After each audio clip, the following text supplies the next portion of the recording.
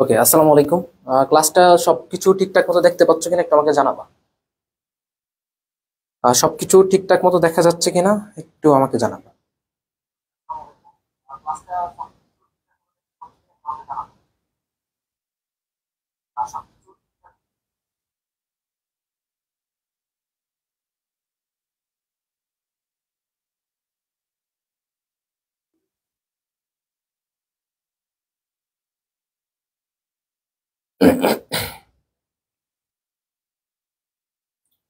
ওকে, সবাই একটু আসো। সবাই একটু ফ্রেন্ডদেরকে মেনশন করে দাও। তো আমরা তোমাদের রিকোয়েস্টে আমি তোমাদেরকে জাস্ট উদ্ভিদ সারিতত্ত্ব চ্যাপ্টারটা দেখাচ্ছি। গত ক্লাসে তোমাদের অনেক রিকোয়েস্ট ছিল যে ভাই উদ্ভিদ সারিতত্ত্বটা দেখান, বিকজ উদ্ভিদ সারিতত্ত্ব তোমাদের অনেক প্রবলেম হয়, তাই না? তো আমি হচ্ছে আজকের এই লেকচারে তোমাদেরকে উদ্ভিদ সারিতত্ত্বটা খুব ভালোভাবে গুছিয়ে দিব। জাহাঙ্গীরনগরে ডি ইউনিটে আসা কোয়েশ্চেনগুলো দেখাবো, পাশাপাশি ওই টপিকগুলো একটু তোমাদেরকে রিভিউ করে দিব ইনশাল্লাহ। ঠিক আছে? তো সবাই সবাই ক্লাসের শুরুতে একটু ফ্রেন্ডদেরকে মেনশন করে দাও। ক্লাস শেয়ার টেয়ার করা লাগবে না, জাস্ট ফ্রেন্ডদেরকে একটু মেনশন করে দাও। আরেকটা কাজ করতে পারো, একটু ক্লাসে একটা রিয়েক্ট দিয়ে দাও, তাহলে হচ্ছে তোমার ফ্রেন্ডদের কাছে এই ক্লাসটা পৌঁছে যাবে ইনশাল্লাহ। আর তোমরা অলরেডি অবগত আছো যারা গত ক্লাসটা করেছো, যে আমাদের এক সপ্তাহ ব্যাপী একটা ক্যাম্পেইন চলতেছে। তো ক্লাসে যারা উপস্থিত থাকবে, তারা যারা হচ্ছে তোমার ক্লাসটা মানে রেসপন্স করে করবে, অর্থাৎ তুমি ক্লাসের কোয়েশ্চেনগুলো অ্যান্সার করলা, তো এই ভিত্তিতে আমরা হচ্ছে তিনজনকে হচ্ছে আমাদের অসমিয়ামের জার্সিটা গিফট করব। বুঝছো? ওকে, সো আশা রাখি সবাই ভালো আছো, সুস্থ আছো। তো জাহাঙ্গীরনগরের পরীক্ষা কিন্তু দেখতে দেখতেই তোমাদের চলে আসবে, খুব বেশি সময় কিন্তু পাবা না। যারা মেডিকেল দিচ্ছ খুবই ভালো কথা, বাট মেডিকেলের পরে কিন্তু তোমরা একটা দিন ওয়েট করতে পারবা না, বিকজ মেডিকেলের পরীক্ষা 12 তারিখ হয়ে গেলে জাবিডি এর পরীক্ষা তুমি ধরে রাখো যে ডিসেম্বরের 25 তারিখ। সো মাঝে হচ্ছে তোমরা জাস্ট 13 দিনের একটা ছুটি গ্যাপ পাবা। বুঝছো? এই জন্য আগে থেকে চেষ্টা করবো যে একটু হলেও তোমরা একটু গুছিয়ে রাখো, যাতে করে পরবর্তীতে এটা আসলেই তোমার জন্য মানে বেশি হ্যাসেল না হয়ে যায়। কারণ তুমি এখানে যত জায়গায় পরীক্ষা দাও, জাহাঙ্গীরনগর ডি ইউনিটে পরীক্ষাটা একটু ডিফারেন্ট। প্রচুর পরিমাণে কম্পিটিশন হবে। অনেক স্টুডেন্ট আমরা দেখছি বা আমাদের বন্ধু বান্ধব ছিল যারা মেডিকেলে চান্স পাইছে, বাট জাবি দিতে কিন্তু চান্স পায় নাই। বুঝছো? আবার অনেকেই ছিল কোথাও চান্স পায় নাই, জাবি দিতে চান্স পেয়ে গেছে। সাপোজ আমি যদি বলি যে আমাদের যে জাবি ডি কোর্সে যে মেন্টর হিসেবে আছে শুভ, বা আমাদের জাবি ডি সেগমেন্টে যে মেন্টর হিসেবে থাকে, স্টুডেন্টদেরকে গাইড করবে, সামনে থেকে শুরু করবে। তো শুভ কিন্তু তোমার ফার্স্ট টাইমে কোথাও চান্স পায় নাই, বা সেকেন্ড টাইমে কিন্তু জাহাঙ্গীরনগর ডি ইউনিটে সেকেন্ড হয়ে গেছে। সো তুমি কোথাও চান্স পাইছো কি পাও না ডাজন্ট ম্যাটার। তো এখানে একটা সিটের বিপরীতে ধরো আছে কতজন, 250 জন, 280 জন পরীক্ষা দিতে পারে। সো ওগুলো কখনো ম্যাটার করে না, আলটিমেটলি তুমি যখন ঠিক মতো স্টাডিটা করবা বা পড়াশোনাটা করবা। আবার অনেকেই দেখা যায় অনেক জায়গায় চান্স পেয়েও জাবিতে চান্স পায় না। তো হিসাবগুলো আসলে এরকম না যে একজন অনেক জায়গায় চান্স পেয়ে গেছে আরেকজন তোমার আহ, সে কি জাবিতে একদম টপ করে ফেলবে কিনা, এটা এটা এরকম না কিন্তু। তো ব্যাপারটা হচ্ছে তুমি আসলে কতটুকু এখন থেকে তুমি পড়াশোনা করতেছো, দ্যাটস ইট। তো রেগুলার ক্লাস করো, এবং ক্লাসগুলো খুবই ইফেক্টিভ দিচ্ছি। এখানে বক বক করে শুধু কোয়েশ্চেন সলভ করাই না আমি, আমি কিন্তু তোমাদেরকে একদম ক্লাসটা একদম কম্প্যাক্ট একটা রিভিউ করে দিই। বুঝছো? ঠিক আছে, ঠিক আছে, ঠিক আছে। অসমিয়ামে জার্সি পাওয়ার ড্রিম ইনশাল্লাহ পেয়ে যাবা, একটু ক্লাসগুলো করো, তাহলেই হবে ইনশাল্লাহ। আমরা বিভিন্নভাবে জার্সি দেওয়ার চেষ্টা করি। কিছুদিন আগে কন্টেস্ট ছিল, কন্টেস্টের জার্সি আমরা অলরেডি কালকে আমাদের কাছে পৌঁছাবে, পরশুদিনকে আমরা কুরিয়ার করা শুরু করবো। ওকে, সো আমরা আজকে পড়বো হচ্ছে কি উদ্ভিদ সারি তত্ত্ব। সো এই চ্যাপ্টার থেকে তুমি কয়টা কোয়েশ্চেন পাবা দেখো। এই চ্যাপ্টার থেকে তুমি জেইউডিতে অলমোস্ট তুমি 4টার মতো কোয়েশ্চেন ইনশাল্লাহ পাবা। তুমি জেইউডিতে কয়টা কোয়েশ্চেন পাবা? 4টার মতো কোয়েশ্চেন পাবা। সো দেখা যায় যে আমাদের এখানে 4টা কোয়েশ্চেন আসলে একটু পার্ট বাই পার্ট আসে। তো আমরা এই চ্যাপ্টারটাকে মূলত হচ্ছে তোমার কি যে পার্টগুলোতে ভাগ করতে পারি। যেমন প্রথম পার্টে হচ্ছে কি আমাদের ধরো পরিশোষণ গুলো আছে, যেমন খনিজ লবণ পরিশোষণ আছে, প্লাস হচ্ছে তোমার কি এখানে প্রস্বাদন পার্টটা আছে, সো তুমি হচ্ছে কি আহ, দেখা যায় কি তোমার যেবার হচ্ছে ধরো পরিশোষণ আসছে, আরেকবার হচ্ছে তোমার দেখা যায় কি প্রস্বাদন আসছে। সো পরিশোষণ অথবা কি প্রস্বাদন এই জায়গাগুলো থেকে একটা প্রশ্ন তুমি পাবা। সো পরিশোষণের মধ্যে যেমন ম্যাক্রোমৌল, মাইক্রোমৌল এই জিনিসগুলো আছে, উপকারী মৌল জিনিসগুলো আছে, মতবাদ গুলো আছে, কোনটা কি মতবাদ, তো এই জিনিসগুলো আসে। অথবা কি প্রস্বাদন থেকে তুমি কোশ্চেন পাবা, বিশেষ করে প্রস্বাদনের যে প্রভাবক গুলো আছে। সেকেন্ড আসে হচ্ছে তোমার কি শালুক সংশ্লেষণ। তো আমরা যেটা খেয়াল করি যে মোস্ট অফ দ্য টাইম হচ্ছে কি তোমার শালুক সংশ্লেষণ থেকে তোমার 2টা কোশ্চেন চলে আসে। শালুক সংশ্লেষণ থেকে জাস্ট কয়টা কোশ্চেন চলে আসে? এখানে 2টা কোশ্চেন আসার একটা সম্ভাবনা থাকে। সো 2টা কোশ্চেন যদি আসে, তার মধ্যে আবার একটা কোশ্চেন চলে আসে তোমার সি3 এবং সি4 থেকে। তো সি3 এবং সি4 এইটা হচ্ছে কি তোমার সব থেকে ইম্পর্টেন্ট পার্ট। এই অধ্যায়ের জন্য সবথেকে ইম্পর্টেন্ট পার্ট হচ্ছে কি তোমার C3 এবং C4। সো আমরা যেটা বলি যে C3 এবং C4 পড়লে তুমি নিশ্চিতভাবে একটা কোয়েশ্চেন কমন পাওয়ার মতো সম্ভাবনা নিয়ে যেতে পারো ইনশাআল্লাহ। আর বাকি যে সালোক সংশ্লেষণগুলো আছে, যেমন তোমার আমাদের ফটো সিস্টেম যেগুলো আছে এগুলা, বা সালোক সংশ্লেষণের বেসিক জিনিসগুলা, সালোক সংশ্লেষণে তোমার ইগুলা যেগুলো তোমার ধরো হচ্ছে প্রভাবক গুলো আছে, তো ওগুলো থেকে হচ্ছে তোমার কি একটা কোয়েশ্চেন আসতে পারে, বা C3 C4 থেকে একটা কোয়েশ্চেন চলে আসে। লাস্ট যে টাইপটা থাকে সেটা হচ্ছে তোমার কি সাধারণত শ্বসন টাইপটা থাকে। লাস্ট টাইপটা হচ্ছে তোমার কি শ্বসন থাকে। তো দেখা যায় কি শ্বসন থেকে একটা কোয়েশ্চেন আসে মোটামুটি। সো এইভাবে হিসাব করলে আমরা আলটিমেটলি এই চ্যাপ্টার থেকে কোয়েশ্চেন পাই কিন্তু চারটা কোয়েশ্চেন পাই, এবং খুবই কঠিন। তুমি যদি ভাবো যে যাবি ডি, সুতরাং এই চ্যাপ্টারে হয়তো অনেক কঠিন কোয়েশ্চেন দিবে, ব্যাপারটা আসলে এরকম না। এই চ্যাপ্টারের কোয়েশ্চেন গুলো যথেষ্ট পরিমাণে ইজি থাকে। চারটা কোয়েশ্চেন আসলে একটা কোয়েশ্চেন তুমি কঠিন পাবা, এটা স্বাভাবিক, এটা তো হবেই। বাকি তিনটা কোয়েশ্চেন তুমি একদম ইজিলি পারবে, একটু জাস্ট রিভিশনটা দিয়ে গেলেই হয়। বাট একটা চ্যাপ্টার পড়তে গেলে দেখো, উদ্ভিদ শারীরতত্ত্ব চ্যাপ্টারটা কেন কঠিন লাগে, তো তুমি যখন উদ্ভিদ শারীরতত্ত্ব চ্যাপ্টারটাকে একদম বইয়ের লাইন বাই লাইন দাগানো পড়বা, তখন আসলে তুমি এই চ্যাপ্টারে আগা মাথা কিছুই ধরতে পারবে না, এবং আলটিমেটলি দেখা যাবে তুমি ম্যাক্সিমাম সালোক সংশ্লেষণের অর্ধেক পর্যন্ত গিয়ে, মানে তুমি যখন ফটো সিস্টেম পর্যন্ত যাবা, এই পর্যন্ত গিয়ে দেখবা যে তুমি আর এই চ্যাপ্টার পড়ার কোনো ইচ্ছাই হবে না। এটা হচ্ছে বাস্তব কথা। তো তোমাকে যেটা করতে হবে, কোনো একটা কম্প্যাক্ট লেকচার পড়তে হবে। আমি তোমাদেরকে বিশেষ করে আমি একটু তোমাদেরকে বলি, আমি আজকের ক্লাসের পরে আমাদের যে নোট আছে, হ্যান্ড নোট যেটা আছে, সাধারণত ওগুলো আমরা পেইড বেচে দিই, বাট আমি তোমাদেরকে জাস্ট এই চ্যাপ্টারটার জন্য একটা নোটটা আমি পাবলিক করে দিব আজকে। ওই নোটটা তুমি পড়লে ইনশাল্লাহ তোমার কভার হয়ে যাবে, এবং নোটটা যখন পড়বা তখন তুমি নিজেই বুঝতে পারবা যে এই চ্যাপ্টারটা কতটা ইজি লাগবে, বুঝছো? সো সেইভাবে আমাদের গুছায় কিন্তু পড়তে হবে, ঠিক আছে? তো তুমি লাইন বাই লাইন পড়তে গেলে তুমি এই চ্যাপ্টারে কিছু আগামতো গুছাইতে পারবে না। সো এই জিনিসগুলো একটু ফলো করবা কঠিন চ্যাপ্টারগুলোর ক্ষেত্রে। ওকে, সো আমি অনেক কথাই বলে ফেলছি আগে, যাতে করে চ্যাপ্টারটা তোমার জন্য ইজি হয়, ঠিক আছে? তো লাস্টে আমি একটা সামারি দিয়ে দিব, আমার সামারি থেকে তুমি অনেক কোয়েশ্চেন কমন পাবা ইনশাল্লাহ, এইটুকু ভরসা রাখো ভাইয়ের উপর, ঠিক আছে? তো চলো আমরা কোয়েশ্চেন শুরু করি। দেখো এই কোয়েশ্চেনটা দিয়ে, তো প্রথম 23-24 থেকে শুরু করছি। আমি 24-25 কোয়েশ্চেনটা আমি আলাদা একটা, আমি 24-25 যে কোয়েশ্চেন গুলো আছে সেগুলো দিয়ে মূলত আমি একটা রেকর্ডের সিরিজ বানাচ্ছি, তো ওখান থেকে তোমরা করে নিও, তো এটা আমি আর এখানে আনি নাই। তো ফার্স্ট কোয়েশ্চেন আসছে কোত্থেকে? প্রস্বেদন থেকে। প্রস্বেদন, যেটাকে ইংরেজিতে বলা হচ্ছে কি ট্রান্সপিরেশন। ইংরেজি নাম আমি সবসময় তোমাদেরকে উদ্ভূত করি পড়তে, ট্রান্সপিরেশন, ঠিক আছে? এখন বলছে কি প্রস্বেদনের প্রধান অঙ্গ কোনটা। তো প্রস্বেদন জিনিসটা আসলে কি? এই জিনিসটা হচ্ছে তোমার কি সাধারণত বাষ্পাকারে পানি বের হওয়া। তো এখান থেকে একটা কোয়েশ্চেন আসে তোমার, যে পানি কি আকারে বের হয়? যে বাষ্পাকারে কি হওয়া, পানি বের হওয়া, উদ্ভিদ থেকে বাষ্পাকারে পানি বের হওয়া। তো এটাকে বলা হচ্ছে তোমার কি প্রস্বেদন বলা হচ্ছে। এখন প্রস্বেদন মূলত 3 প্রকারের আমরা পাই। এক নাম্বার হচ্ছে তোমার কি পত্ররন্ধ্রীয়, এক নাম্বার হচ্ছে কি পত্ররন্ধ্রীয়, অথবা হচ্ছে তোমার কি স্টোমাটাল বা স্টোমাটাল বলতে পারি। 2 নাম্বার হচ্ছে তোমার কি ত্বকীয় প্রস্বেদন বা কিউটিকুলার প্রস্বেদন। 3 নাম্বার হচ্ছে তোমার কি লেন্টিকুলার প্রস্বেদন। এই 3 প্রকারের প্রস্বেদন আমরা মূলত পাই। সো আমি যেভাবে মনে রাখতে পারি, ম্যাক্সিমাম প্রস্বেদন হচ্ছে তোমার কি মূলত পাতার মাধ্যমে হয়ে থাকে। সো এখানে পাতার যে প শব্দটা, প অক্ষরটা, ইটা আছে, লেটারটা আছে, এই প দিয়ে মনে রাখবো হচ্ছে কি এটা হচ্ছে কি প্রধান প্রস্বেদন। এটা কেন আসলে প্রধান প্রস্বেদন? কারণ তোমার প্রস্বেদনের মধ্যে 95 থেকে 98% প্রস্বেদন এখান দিয়ে হয়ে থাকে। কত পার্সেন্ট? এখান থেকে 95 থেকে 98% প্রস্বেদন হয় এখানে, বুঝাইতে পারছি? আর ত্বকীয় প্রস্বেদনের ক্ষেত্রে সাধারণত এখানে তোমার 2 থেকে 5% মতো প্রস্বেদন এখানে হয়, আর লেন্টিকুলারে অলমোস্ট তোমার 1% মতো হয় প্রস্বেদন প্রক্রিয়াটা, বুঝাইতে পারছি? সব থেকে কম হয় কোথায়? লেন্টিকুলার দিয়ে। সো আরেকটা জিনিস এখান থেকে মনে রাখতে পারো তোমরা, সেটা হচ্ছে কি লেন্টিকুলার যে প্রস্বেদনটা হয়, এই লেন্টিকুলার প্রস্বেদনে সাধারণত দিবারাত্রি চলে। এটা মূলত কি দিবারাত্রি 24 ঘন্টায় হচ্ছে কি এই লেন্টিকুলার প্রস্বেদনটা তোমার চলতে থাকে। সো এই জিনিসগুলো হচ্ছে কি আমাদের প্রস্বেদন। তো প্রস্বেদন থেকে আমরা আর কি জানতে পারি দেখো তো। তো প্রস্বেদন থেকে আমরা আর জানতে পারি এটাকে তোমার নেসেসারি ইভিল বলা হচ্ছে। কি বলা হচ্ছে? নেসেসারি ইভিল বলা হচ্ছে। এবং এটাকে নেসেসারি ইভিলটা কে বলেছেন? কার্টিস বলেছেন। নেসেসারি ইভিল কার্টিস বলেছেন। সো আরো একটা জিনিস আমরা একটু পড়ে ফেলি, এগুলো যে প্রভাবকগুলো আছে, এই প্রভাবকগুলো আমরা একটু করে ফেলবো এখন। প্রভাবক দেখো, তো প্রভাবক মূলত হচ্ছে কি বাহ্যিক এবং অভ্যন্তরীণ হিসেবে থাকে। মূলত কি হিসেবে থাকবে? বাহ্যিকও থাকবে এবং হচ্ছে তোমার কি অভ্যন্তরীণ হিসেবে থাকে। ওকে, আচ্ছা।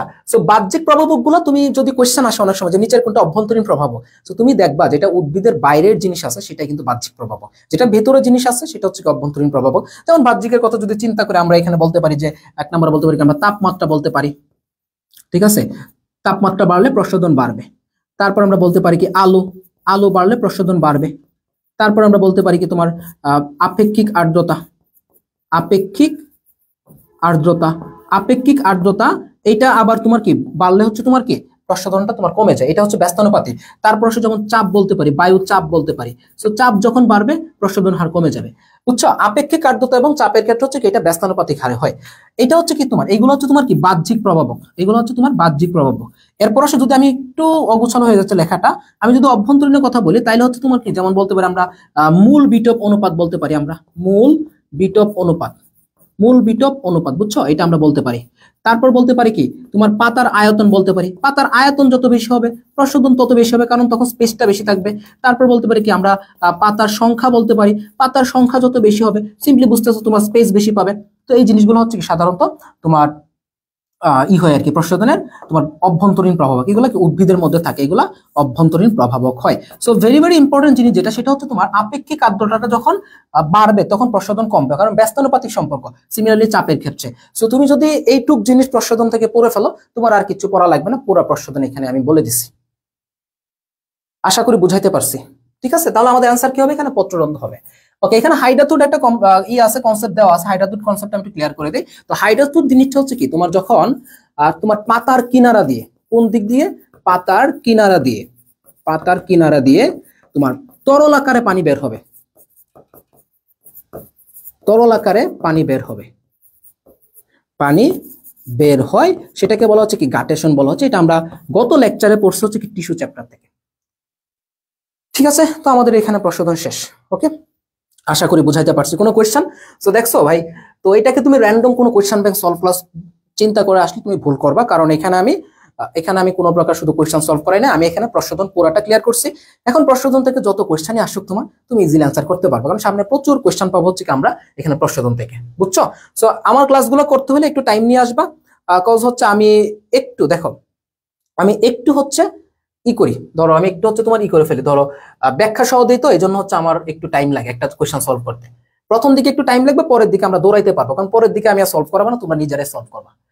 এখন আসো আলোক বর্ণালী কোন অংশ রক্ষী কোষের রিসেপ্টর সাইটকে, কোন সাইটকে, রিসেপ্টর সাইটকে কি করতেছে তোমার উদ্দীপিত করতেছে, রক্ষী কোষের রিসেপ্টর সাইটকে উদ্দীপিত করতেছে। আলোক বর্ণালীর কোন অংশ রক্ষী কোষে? এখন দেখো তোমাকে বুঝতে হবে জিনিসটা, আমাদের আলোক বর্ণালীর দুইটা কালার মূলত আমার এই চ্যাপ্টার আছে। কয়টা কালার? দুইটা কালার। একটা হচ্ছে তোমার কি নীল কালারটা আছে, আর একটা হচ্ছে তোমার কি লাল কালারটা আছে। তো এই একক আলো হিসেবে কিন্তু আমরা এই দুইটা রঙের বাইরে কোনো রং আমরা এই চ্যাপ্টারে পাবোই না, নাম শব্দ শুনবা না। কম্বাইন আলো আছে, বাট একক হিসেবে কিন্তু আর নাই। দেখো এখানে রক্ষী কোষের রিসেপ্টর সাইট, এখন তোমাকে বুঝতে হবে রক্ষী কোষটা কেন লাগে ভাই। রক্ষী কোষের রিসেপ্টর সাইটকে উদ্দীপিত করে তখন যখন হচ্ছে তোমার কি পত্ররন্ধ্র খুলবে, যখন তোমার এখানে পত্ররন্ধ্র খুলে তখন হচ্ছে কি রক্ষী কোষের রিসেপ্টর সাইটটা দরকার আছে। তা আমরা মনে রাখবো যে পত্ররন্ধ্র খোলার জন্য সব থেকে দায়ী হচ্ছে কি জানো, নীল আলো। তাহলে নীল আলো যেটা আছে এটা কি করে তোমার পত্ররন্ধ্র খুলতে সাহায্য করে, পত্ররন্ধ্র এটা কি করবে, খুলে। তাহলে পত্ররন্ধ্র খুলে আরেকটা আয়ন আছে, সেটা তোমরা জানো, ভেরি ভেরি ইম্পর্টেন্ট। আরেকটা আয়ন হচ্ছে তোমার কি পটাশিয়াম প্লাস আয়ন। তো পটাশিয়াম প্লাস আয়নও কিন্তু পত্ররন্ধ্র খোলার জন্য দায়ী হয়। আর অপরদিকে লাল আলো যেটা আছে সেটা মূলত হচ্ছে কেন কাজে লাগে জানো, সেটা লাগে হচ্ছে তোমার কি শালক সংশ্লেষণে। তো লাল আলোতে শালক সংশ্লেষণ সব থেকে বেশি হচ্ছে। তো দুইটা আলো আমাদের এই চ্যাপ্টার আছে, শালক সংশ্লেষণ সব থেকে বেশি হচ্ছে তোমার কি এই লাল আলোতে। ঠিক আছে, আচ্ছা। তো মোটামুটি আমরা এটা গেল নীল আলোতে পত্ররন্ধ্র খোলে এবং পটাশিয়াম প্লাস আয়ন। তাহলে আমাদের এখানে কি নীল আলো, আর সবুজটা তো সাধারণত ক্লোরোফিলের মধ্যেই থাকে, তো ওটা নিয়ে আমাদের আর পড়ার কিচ্ছু নাই, বুঝছো? তাহলে আমাদের কি হলো, পত্ররন্ধ্র খুলে পটাশিয়াম আয়ন, নীল আলো গেল, বুঝছো? আর এই যে পত্ররন্ধ্র খোলার জন্য যে প্রেসারটা আসে, পত্ররন্ধ্র খোলার জন্য যে চাপটা আসে, এইটা চাপটার নাম কি জানো, এটা নিয়েও কোশ্চেন পাবা। এখানে চাপটার নাম হচ্ছে কি রক্ষী কোষের টার্গার প্রেসার বা স্থিতির চাপ, টার্গার প্রেসার, রক্ষী কোষের টার্গার প্রেসার, এটা হচ্ছে কি চাপটা। আর পত্ররন্ধ্র খোলার ক্ষেত্রে সাধারণত কোন টাইমটাতে বেশি খোলা থাকে এটা মনে রাখবা, সাধারণত সকাল 10 থেকে 11টা, সকাল 10 থেকে 11 এবং হচ্ছে কি বিকেল 2 থেকে 3টা, 3 সবচেয়ে বেশি খোলা। স্লাইডগুলো ভালো করে পড়ো, স্লাইড দিয়ে দিই টেলিগ্রামে, স্লাইডগুলো ভালো করে পড়ো। সো আমাদের অনেকগুলো ইনফরমেশন আমরা এখান থেকে পেয়ে গেছি কিন্তু। ঠিক আছে সবাই, ওকে। তারপর আসো নেক্সট কোশ্চেন, 3 নাম্বার কোশ্চেনে চলো। তোমরা সবাই ভালো স্টুডেন্ট, তোমরা আগে অ্যান্সার করতে পারতেছো। দেখো কোনটি প্রসাধনের সব থেকে গুরুত্বপূর্ণ প্রভাবক? দেখো তাপমাত্রা, আলো, কার্বন ডাইঅক্সাইড, ঘনত্ব। দেখো আলো জিনিসটা হচ্ছে কি প্রসাধনের সব থেকে গুরুত্বপূর্ণ প্রভাবক। কেন বলতেছে, দেখো প্রসাধনটা মূলত কোন দিক দিয়ে হচ্ছে, অবভিয়াসলি রন্ধ্র দিয়ে হচ্ছে। বিশেষ করে আমরা পত্ররন্ধ্র কথা যদি বলি, সো তোমার যদি পত্ররন্ধ্রটা খোলা না থাকে তখন তো আসলে তোমার এখানে প্রসাধন হওয়ার কোনো পসিবিলিটি নাই। এখন পত্ররন্ধ্র খোলার জন্য পত্ররন্ধ্রটাকে খোলার জন্য সব থেকে বেশি দরকার হচ্ছে তোমার কি এখানে আলো, সব থেকে বেশি দরকার হচ্ছে কি এখানে আলোটা, বুঝছো? সব থেকে বেশি দরকার আলো। তো এটা এইভাবেই করবা। আচ্ছা, প্রসাধন থেকে আরেকটা জিনিস বলি, প্রসাধন তো সাধারণত কি বের হয়, পানি বের হয়, পানি বাষ্প আকারে বের হচ্ছে, এইটা আমরা জানি। তো এর সাথে আরেকটা জিনিস বের হয়, সেটা হচ্ছে কি পানি প্লাস হচ্ছে কি তোমার লবণ বের হয়, লবণ বের হয়। লবণটা বের হয়ে কি করে জানো, উদ্ভিদের রোগ প্রতিরোধ ক্ষমতাটাকে বৃদ্ধি করে, ঠিক আছে? লবণটা বের হয়ে উদ্ভিদের রোগ প্রতিরোধ ক্ষমতা বৃদ্ধি করে। এটা অনেকবার অনেক জায়গায় আসছে, কিন্তু লবণটা বের হয়, বাট এটা সচরাচর স্টুডেন্টরা পড়ে না কিন্তু। তো ঠিক আছে, তো আলোটা কেন হয়েছে, কারণ এটা কনফিউজ হইতে পারো, কারণ ভাই আলো না থাকলে তো আমার এখানে পাতা খুলবে না, পাতা তো আমার খুলতে হবে, তাই না? আচ্ছা, এই যে দেখছো একটু আগে যে ব্যাখ্যাটা দিলাম যে প্রসাধনের সময় পানির সঙ্গে কোন পদার্থটি নির্গত হয়ে রোগ প্রতিরোধ সাহায্য করে। তোমরা যখন বাসায় বসে কোশ্চেন প্র্যাকটিস করবে, আমি তোমাদেরকে একটু বলে দিই, কোশ্চেনের মধ্যেও তোমরা কিন্তু অ্যান্সার পাবো, অনেক কিছু কোশ্চেনের মধ্যে অনেক কিছু তুমি পাবো। দেখো যে প্রসাধনের সময় পানির সঙ্গে কোন পদার্থটি নির্গত, এখন এইখানে যে প্রশ্নটা কোন পদার্থটি, এইটার উত্তর আমরা জানি কিন্তু লবণ, এটা আমরা পড়ছি। এখন যদি বলা হয় যে প্রসাধনের সময় লবণ নির্গত হয়ে তোমার কি কাজ করে, কি কাজ করে, সেটা যদি কোশ্চেন আসে তাহলে কি করে, এই রোগ প্রতিরোধ করে। তাহলে এই প্রশ্নটা যদি তোমাকে দিয়ে দেয়, তখন তুমি কিন্তু এই যে প্রশ্নটা প্র্যাকটিস করছো, এইটার কোশ্চেন থেকে হচ্ছে কি তোমার এটা ভালো লাগবে, ঠিক আছে? তো এইভাবে পড়বা, কিন্তু এই জিনিসগুলো আমি বলে দিই, এইগুলা তোমরা একটু করবা, কোশ্চেন ভালো করে পড়বা, তারপর অপশন গুলো পড়বা, মানে একটা কোশ্চেনের মধ্যে তুমি অনেকগুলা তুমি কোশ্চেন তুমি এখানে পাবা। ওকে, গেল। এরপরে নেক্সট কোশ্চেনে চলো। আচ্ছা, নেক্সট কোশ্চেন হচ্ছে কি, কোন চাপের কারণে পত্ররন্ধ্র খোলা ও বন্ধ হয়? তাহলে আমরা এটা ব্যাখ্যা আগে দিয়ে দিছি, তাহলে কোন চাপের কারণে মূলত হবে বলো?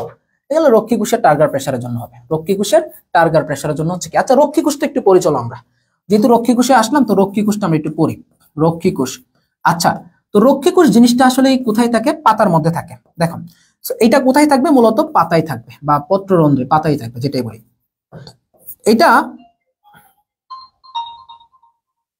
যখন পাতার মধ্যে থাকে তখন মূলত হচ্ছে কি পত্ররন্ধ্র তৈরি করে। এটা কি করে, পাতায় পত্ররন্ধ্র তৈরি করে, পত্ররন্ধ্র। তাহলে দেখো এই পত্ররন্ধ্র যখন তৈরি করবে তখন কয়টা রক্ষীকোষ লাগবে, দুইটি অর্ধচন্দ্রাকৃতি রক্ষীকোষ, দুইটি অর্ধচন্দ্রাকৃতির রক্ষীকোষ লাগবে কিন্তু, বুঝছো? দুইটা দুইটি অর্ধচন্দ্রাকৃতির রক্ষীকোষ লাগবে, ঠিক আছে? যেমন এটা কেমন হইতে পারে, যে এইরকম গঠনটা হইতে পারে, এই যে একটা রক্ষীকোষ, তারপর আসো এই যে আরেকটা রক্ষীকোষ, এই যে দুইটা রক্ষীকোষের মাঝে যে ছিদ্রটা, এটা হচ্ছে কিন্তু পত্ররন্ধ্র, এটা হচ্ছে পত্ররন্ধ্র, বুঝছো? এখন আসো, এইটুক পড়লে হচ্ছে আমাদের, এইটুক জাস্ট আমরা পড়বো, তাহলে আমাদের হয়ে যাচ্ছে। ঠিক আছে সবাই, ঠিক আছে, বলো। আচ্ছা, ও আরেকটা, প্রতি বর্গ সেন্টিমিটারে পত্ররন্ধ্র থাকে কয়টা? দেখো, প্রতি বর্গ সেন্টিমিটার এলাকায় 1000 থেকে 60,000 থাকতে পারে, 1000 থেকে 60,000 পত্ররন্ধ্র থাকতে পারে। ইম্পর্টেন্ট একটা ইনফরমেশন, একটা ইম্পর্টেন্ট ইনফরমেশন, বুঝছো? ওকে, কে কে অ্যান্সার করছে? ফাইজা ইসলাম উর্মে, কুহিনুর আক্তার, জান্নাহ খান, সাফা, সব দেখি মেয়ে। এই ক্লাস কি ছেলেরা করো না নাকি? বলো, ছেলেদের কি ই হবে না? এই ছেলেরা, তোমরা তো জানো যে জাবিতে কিন্তু 50% মেয়েদের সিট, 50% কিন্তু ছেলেদের সিট, বুঝছো? ওকে, 50% ছেলে, 50% মেয়ে। ছেলেরা তো ক্লাসে 50% থাকার কথা ছিল, বাট ম্যাক্সিমাম অ্যান্সার, আমি তো ছেলেদের কোনো অ্যান্সারই দেখি না এখানে। কি রে পোলাপান! আচ্ছা, এখন আসো, কোনটি বৃদ্ধি পেলে প্রসাধন হার কমে যায়? দেখো, আমরা একটা সূত্র দিয়ে রাখবো, এটা প্রসাধন, প্রসাধন, ঠিক আছে? তো প্রসাধন হচ্ছে এইটা দিয়ে অন্য সবকিছু ডিভাইডেড কি আচ্ছা, আচার ব্যস্তার কথা, বুঝছো? আচ্ছা, তো এই মানে হচ্ছে তোমার কি আপেক্ষিক আর্দ্রতা, আর এইটা হচ্ছে তোমার কি চাপ, এটা হচ্ছে তোমার চাপ। তাহলে এইগুলো হচ্ছে কি ব্যস্তানুপাতিক। তাহলে দেখো আমাদের অ্যান্সার কি আসছে, আপেক্ষিক আর্দ্রতা আসছে, বুঝছো? আপেক্ষিক আর্দ্রতা এবং কি চাপের ব্যস্তানুপাতিক। কারণ যখন আপেক্ষিক আর্দ্রতা বেশি থাকবে, তখন যে উদ্ভিদটা আছে বা বিশেষ করে পাতাটা আছে, এটা চারপাশে প্রচুর পরিমাণে পানি থাকবে। সো দ্যাটস ওয়াই কিন্তু মানে বায়ুর মধ্যে যে তোমার পানির ঘাটতি কম থাকবে, সুতরাং কিন্তু প্রসাধনটা তখন কম হবে। সিমিলারলি যখন চাপ থাকবে, চাপের ক্ষেত্রে সেম, যে তোমার একসাথে মানে পাতার চারপাশে যখন অনেক বেশি প্রেসার থাকবে, জলীয় বাষ্পের, তখন কিন্তু এখানে প্রসাধনটা কমে যাবে। আবার যখন দেখো বায়ু প্রবাহটা বেশি হবে, বায়ু যখন প্রবাহ বেশি হবে, তখন কি মানে চাপগুলো সরে যাবে, এবং কি বায়ু প্রচুর চলমান অবস্থায় থাকবে, তখন কিন্তু আবার প্রসাধনটা বেড়ে যাবে, বুঝছো? Humidity, good. ইংলিশ নামে মনে রাখবা, হিউমিডিটি এন্ড প্রেসার। ওকে, এরপর আসো, কলয়েড জাতীয় শুষ্ক পদার্থ দ্বারা তরল পদার্থ শোষণের প্রক্রিয়াকে কি বলতেছে? দেখো, যখন কলয়েড দ্বারা, কলয়েড বলতে কি, যখন শুষ্ক পদার্থ, যেমন একটা কাঠের কথা চিন্তা করো, বা এই জিনিসগুলো যখন হয় তখন সেটাকে বলা হচ্ছে কি, ইমবাইবিশন বলতেছে। তো ইমবাইবিশন কোথায় দেখা যাচ্ছে? দেখো, ইমবাইবিশন দেখা যায় সাধারণত কাঠ, জেলিটিন, এই জাতীয় পদার্থগুলোতে কি সাধারণত ইমবাইবিশনটা দেখা যায়, বুঝছো? যেমন হতে পারে কি আঠা, ইমবাইবিশন দেখা যাচ্ছে কোথায়? আঠা, সেলুলোজ, সেলুলোজ, কারণ কাঠের মধ্যে কি থাকে? সেলুলোজ থাকে। তারপর দেখো কাঠ, তারপর কি থাকতে পারে? স্টার্চ, বুঝছো? তারপর কি? Gelatin, gelatin. তো এই জিনিসগুলোতে হচ্ছে কি তোমার মূলত আমাদের ইমবাইবিশন প্রক্রিয়াটা দেখা যায়। এই জিনিসগুলোতে হচ্ছে কি ইমবাইবিশন প্রক্রিয়াটা মূলত আমাদের দেখা যাচ্ছে, বুঝছো? ওকে, ডিফিউশন মানে কি? ব্যাপন প্রক্রিয়া। ডিফিউশন মানে কি? ব্যাপন প্রক্রিয়া। ব্যাপন প্রক্রিয়া কি করে বলো? ব্যাপন প্রক্রিয়া কি করে? ব্যাপন প্রক্রিয়া মূলত খনিজ দ্রবণ পরিশোষণ ঘটে। চলো তারপর যাই আমরা। এরপরে আসো, আমাদের কি আছে এখানে? কোন আলুতে সালোক সংশ্লেষণ বেশি ঘটে? সো আমরা এটা কিন্তু অলরেডি আমরা এটা বলে ফেলছি, 23-24 আসছে। সো আমি কিন্তু ব্যাখ্যা আগে দিয়ে দিছি একটা কোশ্চেন। সো আমরা জানি কি লাল আলুতে সালোক সংশ্লেষণ বেশি ঘটে। আচ্ছা, এখন আসো আমরা যদি বলে কি কম্বাইন্ড আলু হিসেবে, বা কম্বাইন্ড আলু হিসেবে কোথায় বেশি ঘটবে? কম্বাইন্ড আলু। সো কম্বাইন্ড আলুর কথা যখন আমরা বলবো তখন এক্স্যাক্টলি কোন জায়গাগুলোতে বেশি ঘটবে দেখো।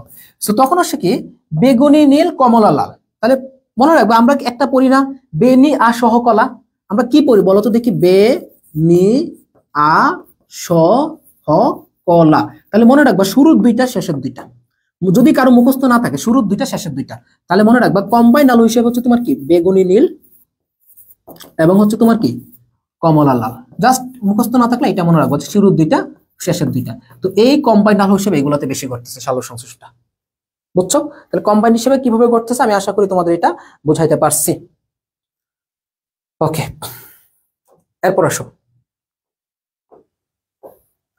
একটা ইম্পর্টেন্ট C3C4 আমরা ঢুকে গেছি। দেখো এখন আসো, কোন উদ্ভিদে বান্ডল শীত ক্লোরোপ্লাস্ট বিদ্যমান? কোন উদ্ভিদে হচ্ছে কি বান্ডল শীত ক্লোরোপ্লাস্ট বিদ্যমান? চলো, আমরা সাধারণত দুই ধরনের ক্লোরোপ্লাস্ট পাই, একটা হচ্ছে কি বান্ডল শীত, আর একটা হচ্ছে তোমার কি মেসোফিল, ঠিক আছে? আচ্ছা, তো এই বান্ডল শীত ক্লোরোপ্লাস্টটা বিদ্যমান কোথায়? দেখো, নরমালি C4 উদ্ভিদের ক্ষেত্রে, C4 উদ্ভিদের ক্ষেত্রে মূলত বান্ডল শীত ক্লোরোপ্লাস্ট দেখা যায়।